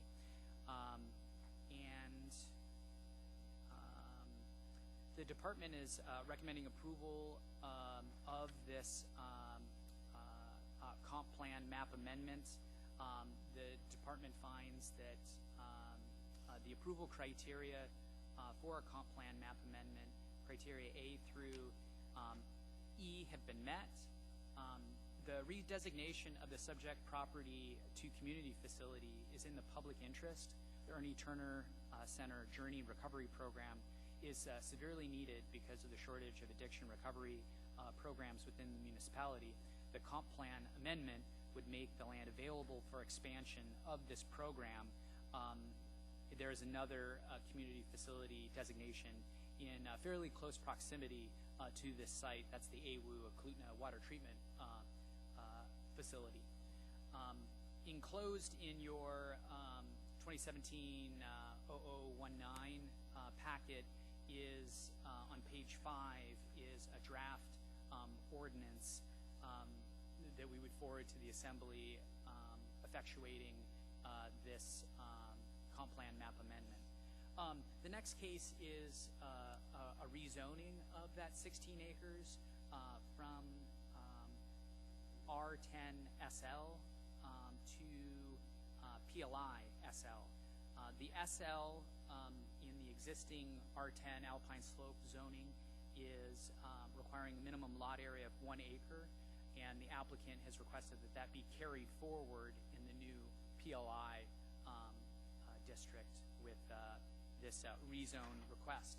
The department again finds that is recommending approval for this rezoning and finds that the approval criteria 1 through 9 are met. It's worth mentioning that the Chugach Eagle River comp plan update has several comprehensive plan goals, and the department has, on page 3 and 4, listed the goals that out of the plan that appear to support the request being made by this applicant. Those are economic development, natural environment, land use, housing and residential development, and health and social services goals in the Chugach Eagle River comp plan. The intent of the PLI district is to include major public and quasi-public civic, administrative, and institutional uses and activities, as well as designated as park use. We believe that the Ernie Turner Center Journey Recovery Program fits the intent of the PLI district, and page 6 states that we're recommending approval for this rezoning. Page 7, 8, and 9 are a draft ordinance which we would forward to the Assembly to effectuate the rezoning. Page 9 is the exhibit accompanying the rezone. Thank you, Francis. Mr. Chair, this plating case is a request for the subdivision of approximately 398 acres into 2 tracts and 3 lots. As Francis mentioned, there are 2 companion cases being heard tonight. Access to the petition lots is from Eklutna Lake Road. The petition site is located in the Eklutna Valley. Lots 1, 2, and 3 are concurrently being rezoned to the CE PLI SL district. The plating action will not create a split zone lot. The rezone will not be effective until the plat is recorded, and the subject properties meet the minimum lot size and width required by the respective zoning district and other dimensional standards required by Title 21. Eklutna Lake Road is classified as a Class 1B collector with a required 70-foot minimum right-of-way. Access to the petition lots is from Eklutna Lake Road. Due to the lots being located on a horizontal curve, the Muni is requesting coordination of the driveways with Alaska DOT. Once the subject property is platted and rezoned, a conditional use approval will be required by the Ernie Turner Center, which is currently being processed. No public comments were received in opposition. No agencies object to the plat. And with that, the department recommends approval of the comp plan amendment, rezone, and plat, subject to the conditions found in the staff packets, and specifically relating to the plat S12327. That would be the conditions found on page 7 and 8 of the staff packet, with the exception of there was a supplemental packet that should be before you, which consists of a memo and traffic's amended comments, and we have a recommending, so specifically 7C, to remove that condition, and we're going to add 8, which is just resolve access to Eklutna Lake Road for lots 1, 2, and 3 with ADOT and public facilities. Thank you.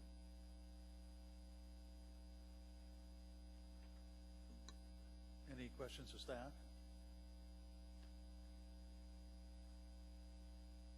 Would the petitioner like to make a presentation?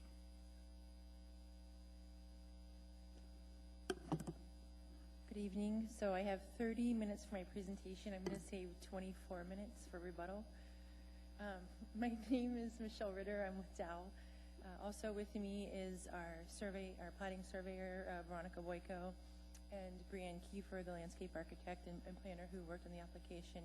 Also have representatives from Cook Inlet Housing Authority, Sean Holdridge and Mark Feynman, as well as members from Cook Inlet Tribal Council, Pitta Bentz, and Chrissy Weller, who can speak to very specifics about the program if necessary. So just to kind of reiterate what staff said, we are platting a piece of land to create a parcel that can be sold for the development of the new Ernie Turner Recovery Center, which will be a 16-bed facility providing therapeutic recovery care to persons who have completed detox from chemical dependency, but that need additional recovery and healing before they enter back and transition back into their everyday lives. This project is a partnership between Eklutna Inc., who is the current landowner, Cook Inlet Housing Authority, who is acting as the project manager and overseeing the design and development of the project, and Cook Inlet Tribal Council, who is purchasing the land and who will own and operate the facility. CITC has over 20 years of experience successfully operating a similar program here in Anchorage. It's the Ernie Turner Center at Elmore and Tudor. Unlike that facility, that one is detox and recovery. This will be recovery only. They've actually sold that facility and will be concentrating just on recovery here. The center functions like a habilitative care. However, some residents may be under court order, such as being under parole. As such, it will actually be classified as a correctional community residential facility, or a CCRC. Neither habilitative care facilities with more than 9 beds or CCRCs are permitted in the CE R10 SL zoning district. So that's the reason for the rezone to PLI.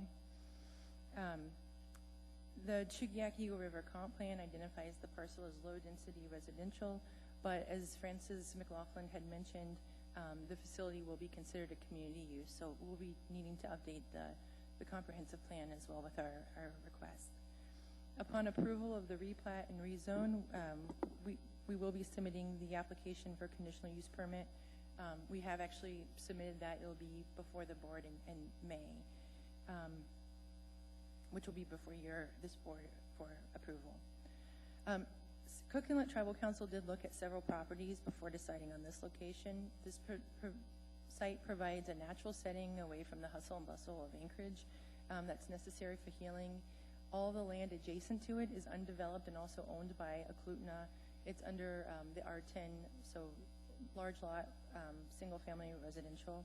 So the facility, we've went ahead and included the elevations that are going to be submitted to show that it's kind of been designed with a high quality design to not look like an institutional setting, but to blend more in with the residential vernacular. We participated in 2 community meetings. One was a public open house that was hosted by the entire team at the Eklutna Medical Clinic. And then we also went to the regularly scheduled Eklutna Valley Community Council. And both the Eklutna Valley Community Council and the Chugiak Eagle River Advisory Board passed resolutions in support of the concept of the project. Just to kind of reiterate, Alaska has one of the highest percentages of substance abuse in the nation, and there's a critical need for recovery facilities across the state. This project is an ideal location, and it's supported by the community. So we respectfully request your approval of the comprehensive plan amendment, rezone and replat so that this much needed facility can become a reality. We've read the staff packets and we agree with the conditions of approval of the plat as amended by staff. With that, I'll save the rest of my time for rebuttal. Any?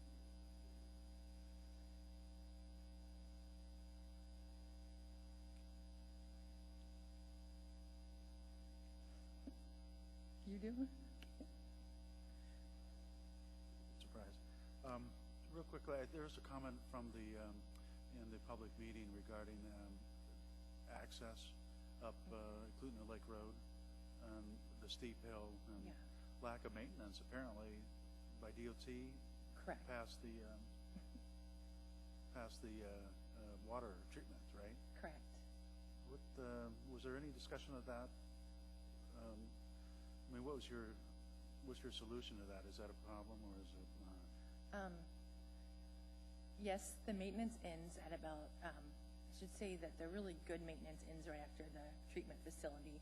And so you have about 2 lanes of clearing before you get there. And then after the facility, it's about 1.5 lanes of travel in heavy snow conditions. From a standpoint of design, we've had to be very careful about where we've placed our access into the facility because of curvature, slope, to make sure that there's enough clear vision. So we do have it coming in. So the development will be on lot 1. And if you can hold that up. So that driveway is actually coming up almost along, off of Eklutna Lake Road, up almost a parallel to lot 3. So we're trying to stay away from that area that does have a lot of problems. But we do know that the neighbors specifically the neighbor to the north has definitely indicated that that's a problem area. It is a DOT maintenance issue, so as far as being the landowners, the Klutna and Cook Inlet Tribal Council will be supportive of also talking to DOT about maintaining that road further up. Yeah. But There's people that live at the end of the road towards the lake. Correct. How do they get in and out in the winter? I think they drive large trucks with chains and have a lot more stomach than I do for it. But Yeah, that's a scary road. yeah. Brian, go ahead. Yes, actually, the other comment I had was on the same vein. Is not so much about the lot itself, but access to the lot, along Klutna Lake Road. Actually, when I first read the packet here, I kept thinking Klutna Lake Road. I definitely remember reading an article about that in the paper, 2015. Went back and looked at it. 2 people died in that nearby canyon, which is less than half a mile from this property. Actually, I'm pretty sure it's down the road from this property, as far as right across from the water treatment plant. I think is where the steepest access is. Very close from the edge of the road to where you can access and walk right over, and fall off this 400-foot cliff. Essentially, according to the emergency responders, about 1 person does it a year, and that's under current conditions with hardly any. Well, there's definitely recreational people go up there, but it's not many people go up this road. I guess my only concern is this site, which looks like you've gone through a site selection process, but you probably had to consider that whether it's attractive nuisance or what the impact of that potential dangerous canyon would have on this lot. Right. Is there any way to make it so it's not as easy for someone to accidentally fall off the edge? I've not been on site for a while, but I understand there's very little to deter someone from going over the edge, or even demark the edge kind of thing. So we have not considered a way to kind of quarantine off or do anything at the bluff. So that is across the highway from our site. We've really focused on designing the site. I mean, in addition to this 6 acres, I mean, there's the other 6-acre lot adjacent that's going to be replatted, and while it will be under a Klutna ownership, it will provide outdoor area. But we're really trying to focus on keeping people just want to stay on this 6 acres. So a lot of trails are being kind of put through the facility that lead to a sweat lodge. There's going to be a community garden. There's going to be things on site to kind of help keep the residents active and kind of encouraging them to stay on the 6 acres that the facility is on versus walking up the road. But it is a free facility, so they could do that. Mitzi?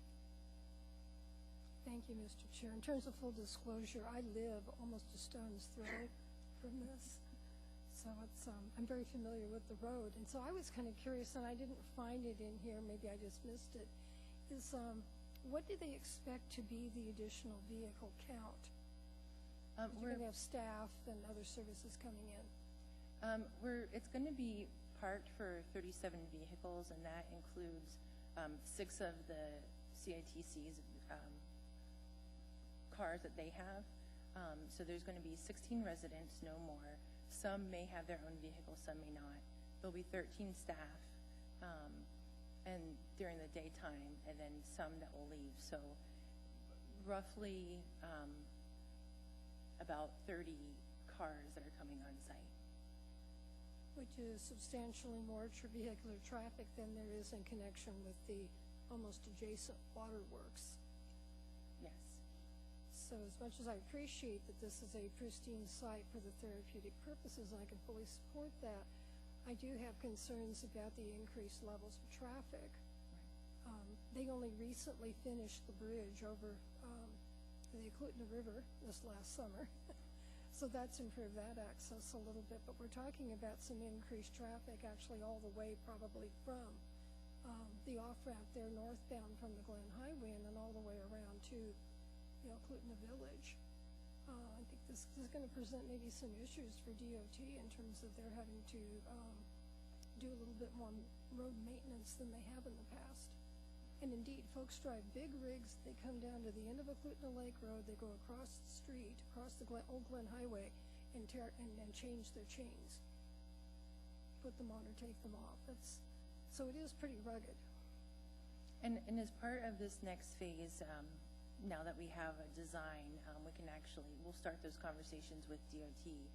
They did attend the pre-application meeting that we had to discuss the rezone, the replat, and the conditional use permit. So we kind of talked about the whole entire project holistically so that they could advise us accordingly. And so one of their first things is that they want us to coordinate with them and make sure that we're minimizing the amount of driveways that we're putting on there. And then the next step will also be looking at the additional traffic that's being brought on. And just if I can ask one more question? Yes. Also, I believe somewhere in your presentation materials, you mentioned that having this new development over there on the north side of the road, although the whole parcel extends onto the other side, might help address the kind of attractive nuisance of what's going on, where Mr. Looney mentioned that we've had a lot of issues with vandalism and partying. I hear a lot of fireworks over there. And yes, at least once a year we have emergency vehicles fishing people off the cliffs there. Can you elaborate on kind of what measures the owner may be intending to take to try and decrease that attractive nuisance? For the most part, it's going to be just having people on site. So currently it's a large undeveloped lot. It's dark. Now there's going to be a presence. There's going to be people on site. There's going to be activity on site. There's going to be staff who are coming in. And, there's, I guess, the positive of some of that traffic is they're going to have kind of eyes on the road and eyes on that street. So from that standpoint, that's a lot of what we're talking about. And then, Thank you. Mr. Sporthays? Thank you. Maybe I didn't notice, but when are they planning on construction? They intend to begin construction this summer. Thank you. Any other questions? How much time for rebuttal? 23 minutes. Okay. I don't know if that's enough. Okay. I don't know. You guys asked a lot of questions. Okay, now we're opening the public hearing portion. As I said before, individuals will have 9 minutes, and councils, community councils, or organizations will have 15 minutes. So please come up and testify.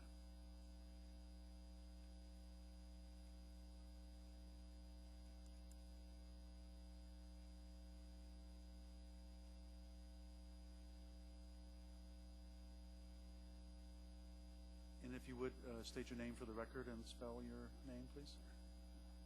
My name is Erlinda, Linda Downing. Erlinda Downing. I welcome progress. It had invaded me because I live above the proposed site.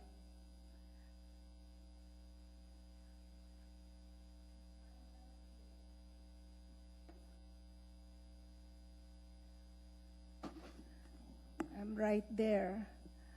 My biggest concern, which already been mentioned, but I just want to clearly make sure something gets done about this, because the proposed site is mile 2.5, my access road is mile 2.7.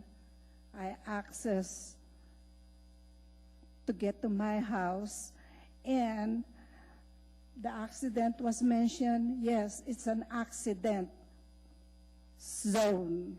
It's summer or winter. And there were times I can't even get out because the towing truck is using my access road to pull out the others. So I myself, twice, one summer and last month, almost got hit. And it's not that even slick yet, but the DOT has not plowed the road or widened the road, that they were coming fast. I could have been easily dead by that road, but luckily no one is oncoming. exactly where my access road and the proposed site, that's the most dangerous section of Eklutna Lake Road.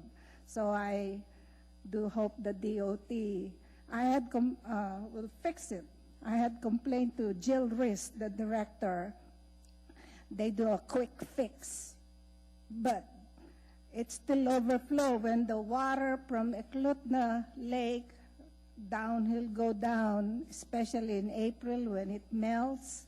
It becomes so icy that my culvert, the easement, is overflowing with ice, not snow, ice, pure ice. And I myself spent lots of money. I spent all my money just spreading to help me and people coming from the lake so that nobody gets hurt.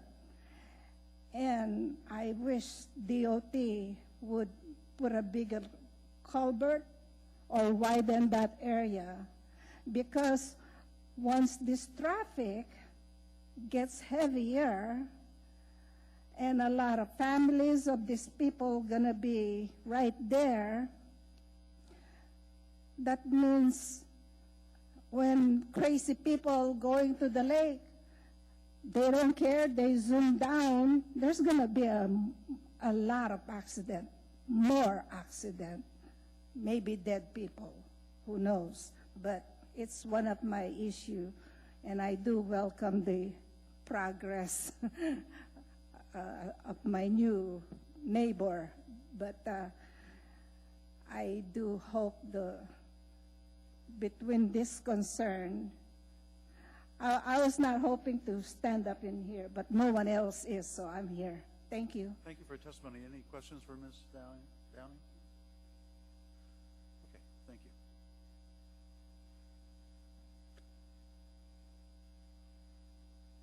Okay, anyone else like to testify?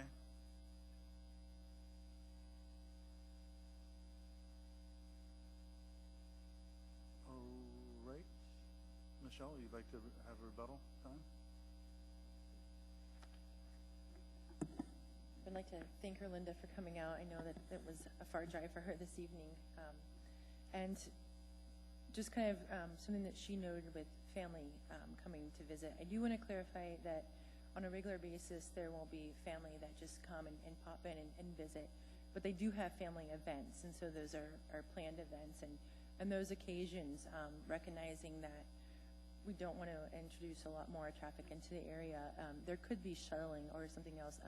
Eklutna has their facility out by the village, which is their medical facility, and there's a large area for parking. So there's a lot of opportunity to do shuttling so that we're not introducing additional traffic into the area. But with that, I'd just like to thank you for your questions and look forward to moving this forward.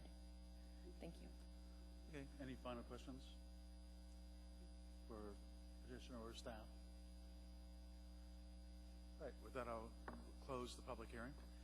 Just want to remind the commission that we're considering all three cases, so I'll need a separate motion for each individual one. There is no vacation on the plat, so we don't have to bifurcate that. So I'd be interested in any, yes, the first motion would be regarding the comp plan amendment. Yes, Mr. Looney. On case number 2017-0019, I move that we approve the case of the comprehensive plan amendment.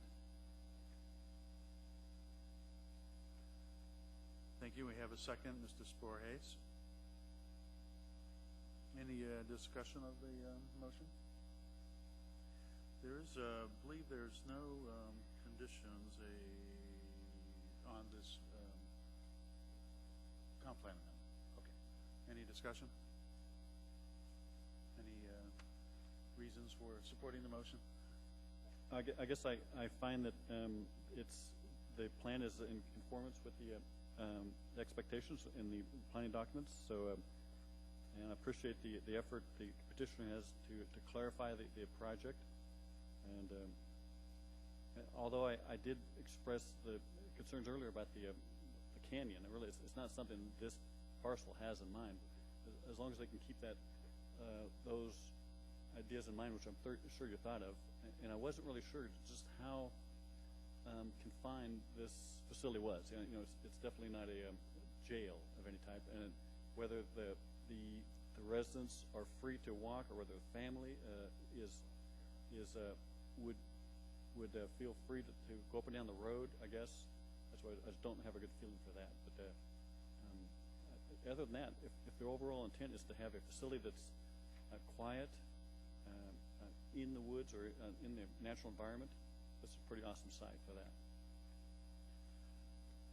Ms. Barker? Thank you, Mr. Chair. I'd also like to add to the findings that this has the support of the Eagle River Valley Community Council and the assent of the Chugach Eagle River Advisory Board. Very good. Okay, Mr. Sporjes? Thank you, Mr. Chair. Also, in addition, in our packet, that this project meets the comprehensive plan amendments approval criteria 21.03.170C.2 and items A, B, C, and D on pages 2, 3, and 4. This project meets all the standards. Okay, thank you for your findings. Let's vote on it.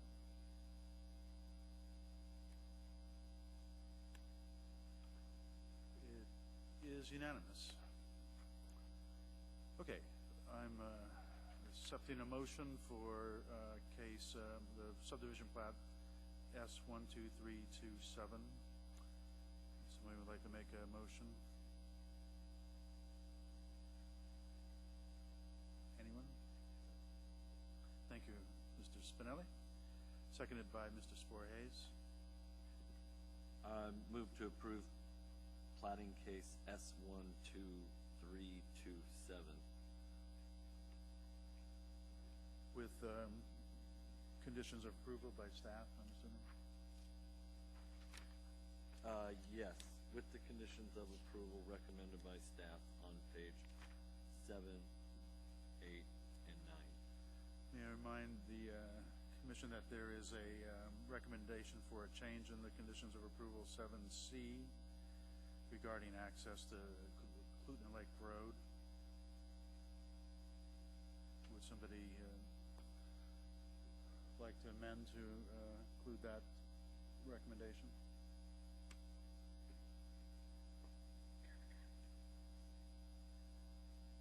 I can remind you that it was the original 7C stated that direct vehicular access to Clutton Lake Road from lots 1, 2, and 3 shall be shared via a single access, and apparently they resolved that with DOT, and now they're content with stating simply resolve access to Clutton Lake Road with ADOT. I believe that's right. That is correct. Any recommendation on that? If not, it will stand as it is. Oh, I'm sorry. Did I get? Yes, Ms. Bailey. I'd move to amend by recommending the change to the conditions of approval, removing condition 7C, direct vehicle access to Clutton Lake Road from lots 1, 2, and 3 shall be shared via single access, and to add the following condition, number 8, resolve the access to Clutton Lake Road for lots 1, 2, and 3 with ADOT and PF. The petition will be required at the time of construction to coordinate a driveway permit from ADOT and PF and access to these lots. Okay, that was seconded by Ms. Barker. Do we vote on that, please?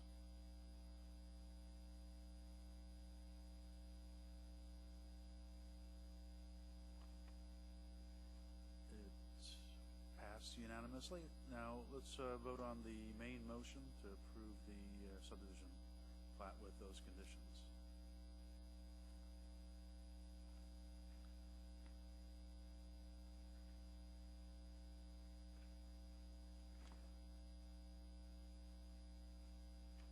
And that was approved unanimously. Oh, sorry, Brandon. Okay. We have approved that. Main motion. We approved the subdivision. Okay, the last motion would involve the rezoning from CER 10SL district to CEPLI SL district with conditions. Anybody want to make a motion? Mr. Sporhes? Thank you, Mr. Chair. In case 2017-0020, I move to approve the rezone.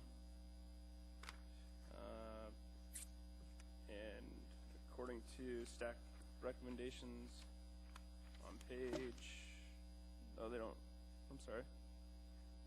There's no conditions, just the assembly ordinance, which is enclosed. There is one condition that the petitioner accepted, which was to retain the existing special limitation in the R10 district, which requires lots to have a minimum 1 acre.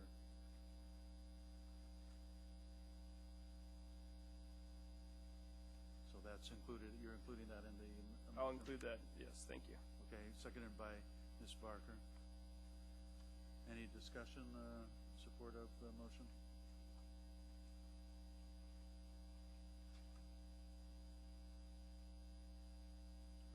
We need some findings here.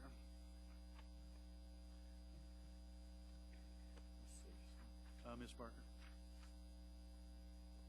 Same thing again. I would reiterate that the proposed action has the support of the Eklutna Valley Community Council and the general support and concept of the Chugiak Eagle River Advisory Board, that it meets the standards required for a change to the Chugiak Eagle River Comprehensive Plan, and that it meets an identified community need and is shortage of this particular kind of public facility for the treatment of severe addiction.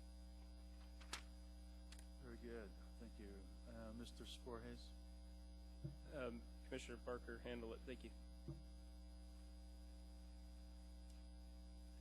Yes, I'd just like to add one finding, I think, to that. I think somebody mentioned that it was supported by the Community Council. And also there's a Complans, Chugiak Eagle River Complan states that proposed rezonings must demonstrate to have a community-wide benefit and response to new issues regarding the location of land uses such as the Ernie Turner Recovery Center. And I think the petition application and the presentation made that very clear, that this is wasn't recognized originally in the plan, in the land use plan map, but it's been very well documented that this is a new use that's needed in the community, and that therefore it meets the rezoning criteria as set forth by the comprehensive plan. Okay, any other discussion? Then let's vote.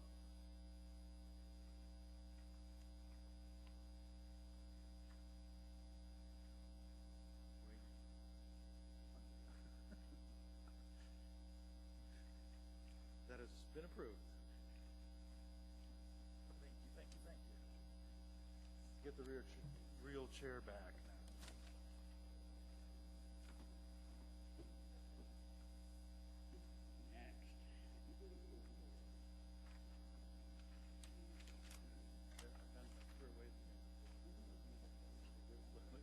I knew I saw it.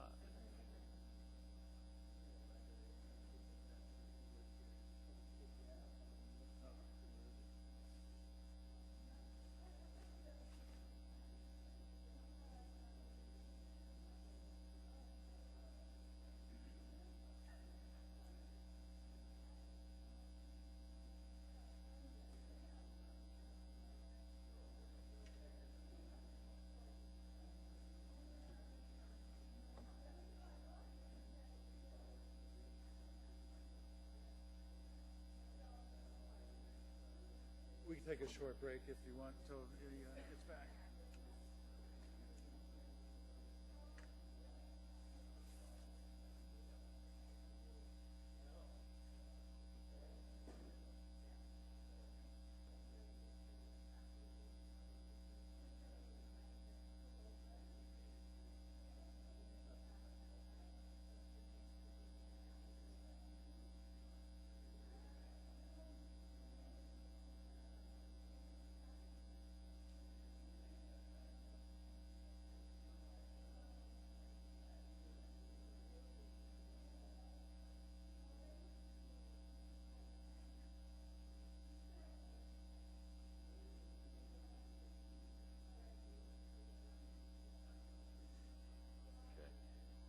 All right, I'm going to call everybody back to order so we can wrap. We are on to item case 2017-21, a request to rezone approximately 2.69 acres from I-1 Light Industrial District to B3. Community Council, Campbell Park, Abbott Loop. Could we have the staff report, please?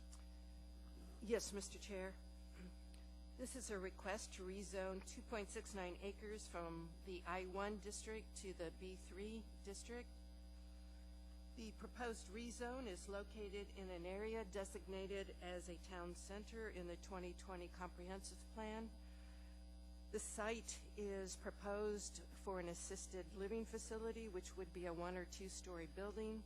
These types of facilities are not part of the definition of a town center whose focus is on community activities, such as retail, public facilities, and higher density residential uses. The focus of a town center is for community activity. They are intended to include a mix of retail, shopping, and services, public facilities. The proposed rezone to B3 is compatible with the adjoining land uses. It's also compatible with the intent of a town center. Discussions, there is a policy number 26 which reads, this is from the comp plan, key industrial lands such as the industrial reserves designated on the land use policy map shall be preserved for industrial purposes.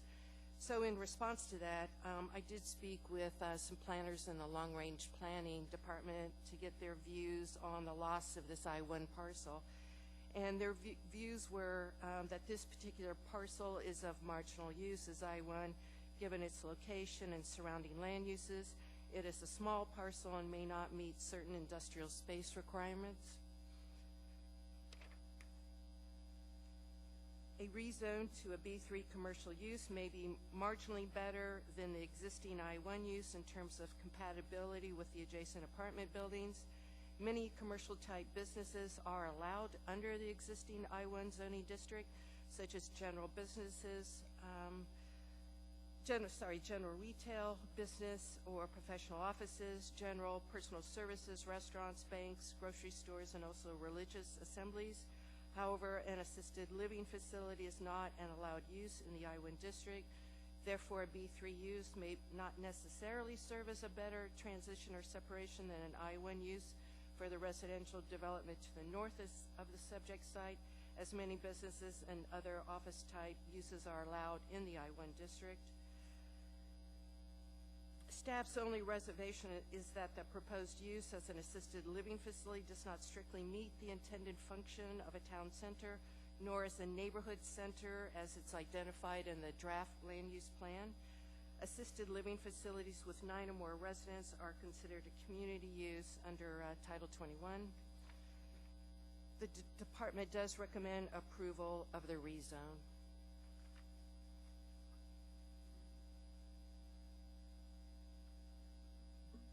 Any questions for staff? Just because it comes up a lot, could you tell me what area in the intersection is really intended to be the town center area? Yeah, under the code, I believe it says it's within, it's, the town centers are, I think it's a quarter, let's see, I have it identified, town centers are identified as being within a half mile to 1 mile of a town center. And the town center is at the intersection of Dowling and Lake Otis, and it's easily within that area. It's very close to Lake Otis. But I mean, given that most of it is sort of already developed, what was the intent of the town center designation, do you think? Oh, okay. Maybe Mr. Spring's going to enlighten me. I've got it here. Town centers are designated to function as a focal point for community activities for 7 discrete geographic sub-areas of the bowl. They are intended to be located 2 to 4 miles apart, with each encompassing an area that services 30,000 to 40,000 people. Their core is to be a mix of community serving retail, public services, and public/civic facilities, including and/or surrounded by medium to high-density residential development. Okay, thanks, Mr. Spring. Yeah, just to further clarify your answer to your question, I think this particular town center was kind of was the second iteration of the town centers. There wasn't the original set of town centers, and I think it was a little bit marginal, to tell you the truth. But there are some opportunities for redevelopment there. There's a major mobile home park, which across Lake across Otis. the street. Mhm. And there's the vacant parcel, which is just east of this Reed Zone parcel, which I believe is going to be part of this development. At least part of it is. So, but there's a lot of uses there that don't really fit in, and I agree. There's a post office, that's nice, and there's a YWCA, which is down the road, or YMCA. So, but of course the new land use plan map is going to change that, and I don't think it's any great loss. I think it would probably be perfectly fine, in my opinion, to eliminate it as a town center. Okay. Thanks, Mr. Spring. Any other questions for staff? Okay, at this point, we'll open the public hearing. Could the petitioner please come forward, or his or her representative? Mr. Chairman, members of the commission, my name is Tim Potter with Dowell. It's interesting. I was going to come up here and say that I was going to beat Michelle's time tonight, because that was the bet. But now that there's discussion about town centers and what they are, what they aren't, everything else, I'm not sure. But I'd like to retain 5 minutes for rebuttal. First off, we are, and you can see here is an aerial photo that's pretty close in. If you want to get a little bit better context, go to page 7 of your case packet for an aerial photo that gives you a better idea of just how much residential is actually serviced off of Petersburg, which is the drive here and directly adjacent to the area that we're requesting the rezone. So we're requesting, as you can see in the other two maps, on the western portion just next to Petersburg, there is a 2.69 acre area that was and is zoned I-1. And back in the day, you need to remember that I-1 is different than I-1 is today. So when Title 21 changed, it changed it to a use that is really trending towards trying to make sure that you get industrial type use out of it. I think it's important to note that historically this piece of property, which is about 12 acres in total size, I don't know, some of you weren't even born yet. I know Sporhays wasn't. There used to be a 7-Eleven over on Lake Otis at the corner of Dowling. When Dowling was rebuilt, that was taken down, and the property was taken through eminent domain. And prior to that, Kargatstein Properties actually owned this piece of property. And like playing chess, it was a chess piece that was placed to block Safeway from putting a grocery store in this section of the community. So as soon as Safeway bought out Cars, if you remember when that happened, Kargatstein Properties accessed the property, and it was purchased by JL Properties for a long-term unknown development at that time. They have been approached by an outside assisted living developer that wants to be at the corner of Petersburg and Dowling. They think that because Dowling basically runs all the way across town now, has good access to the hospitals and medical centers, that it's a great location and it's directly adjacent to residential, so that there's good access to the facility. They do not allow any of their tenants in the assisted living facility to have their own vehicles. So they have shuttle buses that take people on different trips or shopping trips or to medical appointments. So with that, it's a fairly quiet neighbor, don't generate a lot of traffic. This property has about 7 to 12 feet of peat and organics on it, 7 feet on the Dowling side, 12 feet towards the back of the property, and a fairly high water table. So it's not a great piece of property for typical residential development, and some industrial properties wouldn't be able to work here just because of the cost involved in bringing in the land and developing it that way. So you need a smaller footprint type of development. So with that, I did actually call and talk to Bill Reed, who was the consultant for the city I was sitting on the steering committee for the industrial study as well as the commercial study that was done, but Bill Reed was actually the consultant to the city. And in querying him about the question of assisted living versus industrial, he noted that, as the staff did, the size of the site is very small. It's not necessarily what you typically look at for maintaining industrial development. Petersburg is actually a gateway collector street, not built to collector standards, that serves a significant amount of lower and medium density residential development. And it just seems inappropriate for a gateway to a residential area to be kind of bookend by industrial type development. And we believe that going to the B3, developing as we're proposing with the assisted living facility, gives a much better compatible neighbor, low traffic generator at that area. We will be putting a driveway connection over to Lake Otis, as well as internal circulation to service the area. With that, I'd be happy to answer any questions. The staff has indicated in their report and in their presentation that we've met all of the required criteria for approval. And with that, I'd be happy to answer any questions. Thank you, Mr. Potter. Are there any questions? Ms. Parker. How many people will this house? How many will be here? How many beds, how many units are being measured at? There will, they actually, because some of their beds are actually for more intensive care, that it will have high-level staff nursing. There will be 35 of those and about 25 regular assisted living. So, you know, in effect, and what Bill Reed said, everybody needs to look at this as when he was talking about preservation of industrial, it was all about looking for the types of uses that generate jobs and good, sustainable, solid jobs, which this would do, as well as this is, quite frankly, residential in a component, because when you take folks out of their existing current living conditions, that frees up those for other people to move into. So this really is an expansion of our residential base. So.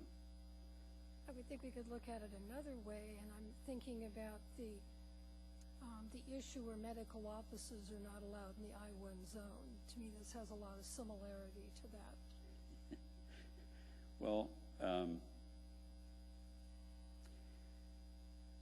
you know, I'm not necessarily a total fan of the rewrite of Title 21 and things that it precluded and included. So it's really difficult for me to comment on where this piece of property fits in from an I-1 standpoint.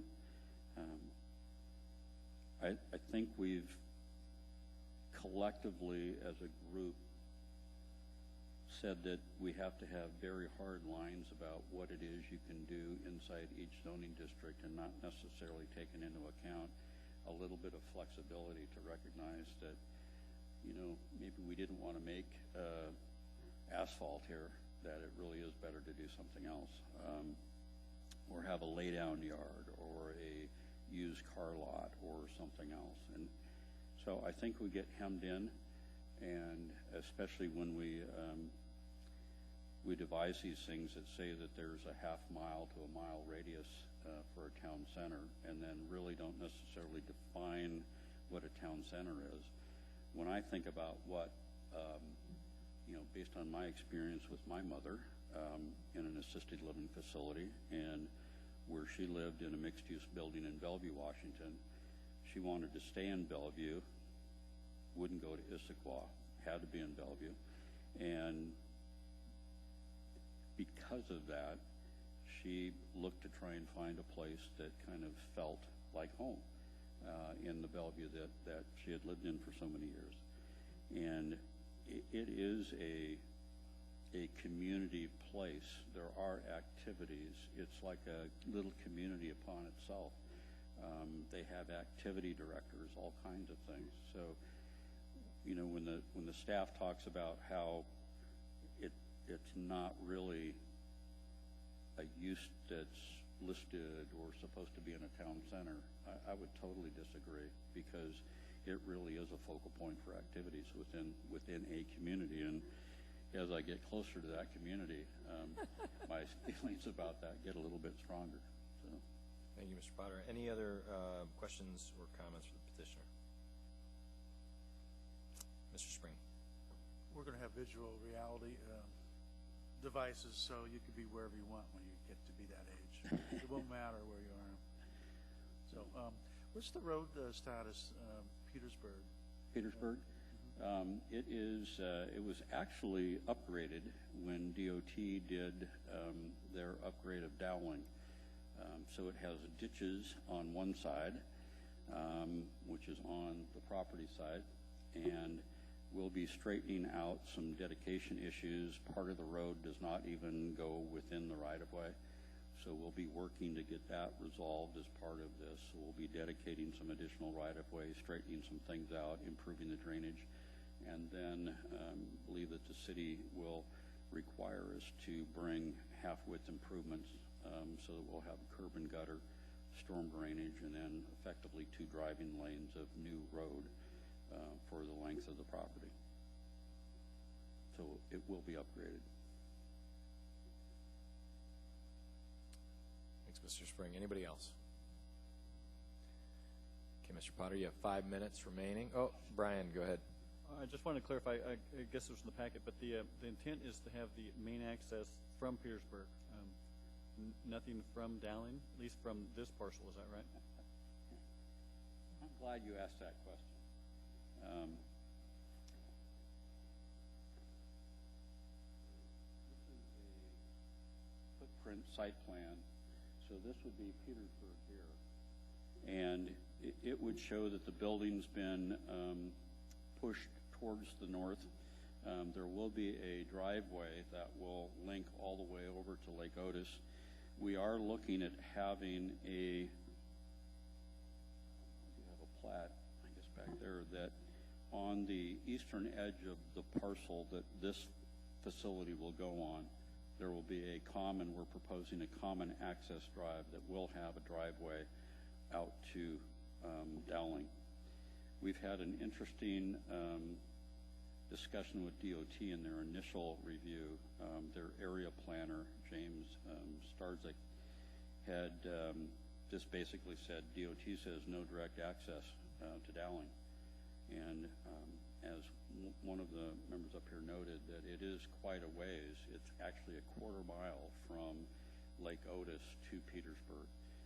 And talking to Scott Thomas, the state traffic engineer, he said, well,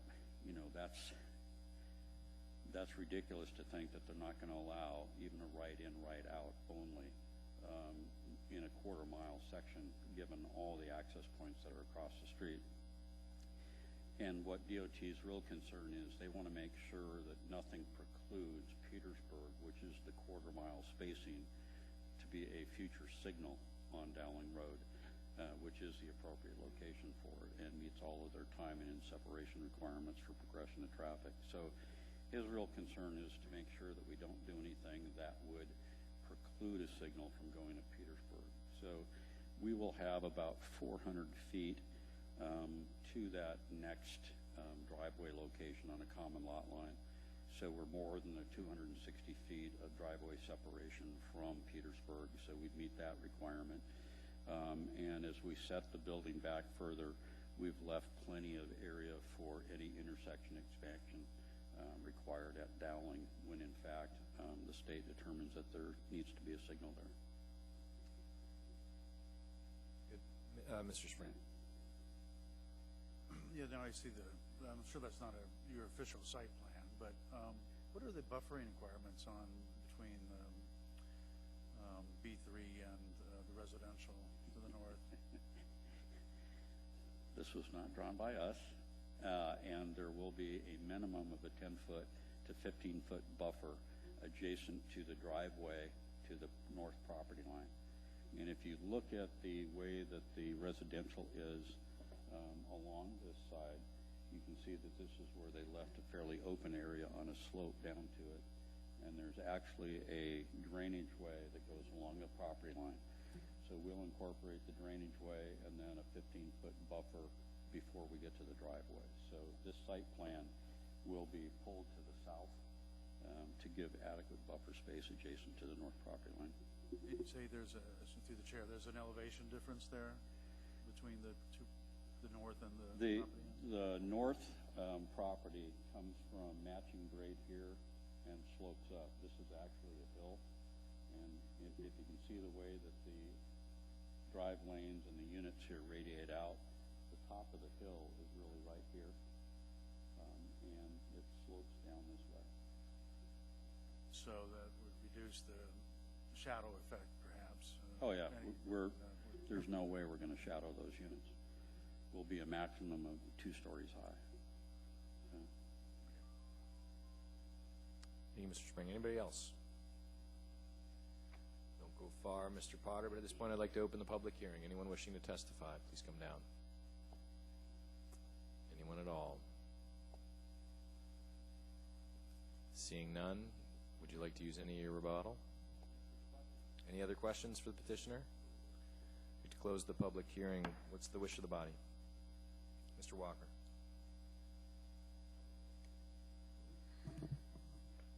In the matter of case 2017-0021, I move to approve the application as submitted we have some staff recommendations here, but I don't think it's really, there's nothing substantive, but I'll include the staff recommendations. And I guess I will be supporting the motion, and I'd just like to point out that this parcel is a bit disjointed, being on the other side of Petersburg from the other I-1 on that side of Dowling. And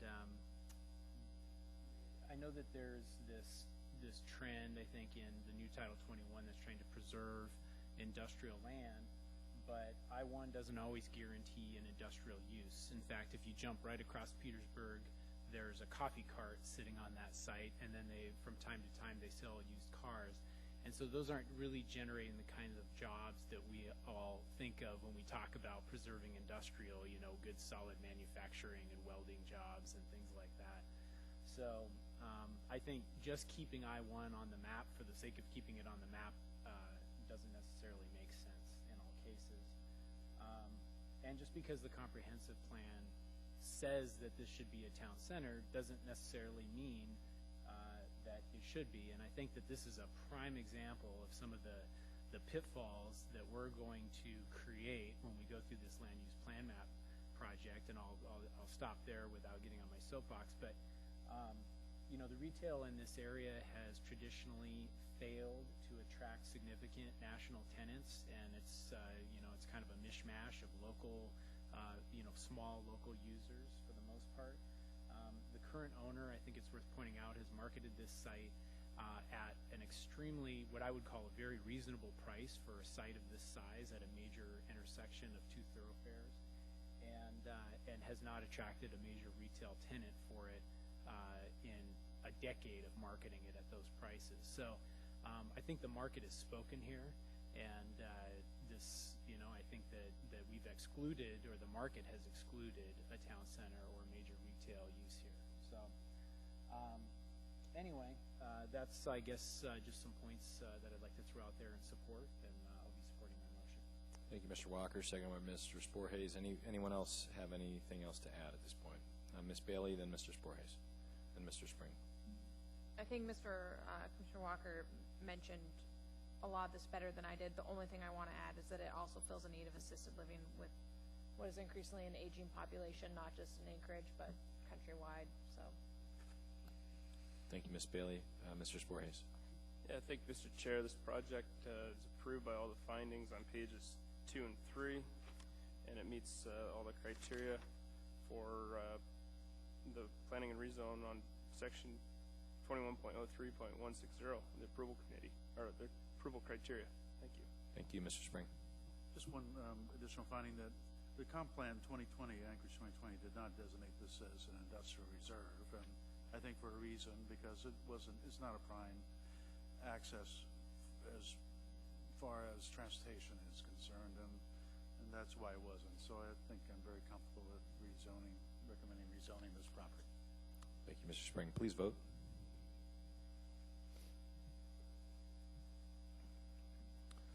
That motion passes. Mr. Walker. There it is. Motion to adjourn, seconded by Ms. Bailey. We're adjourned.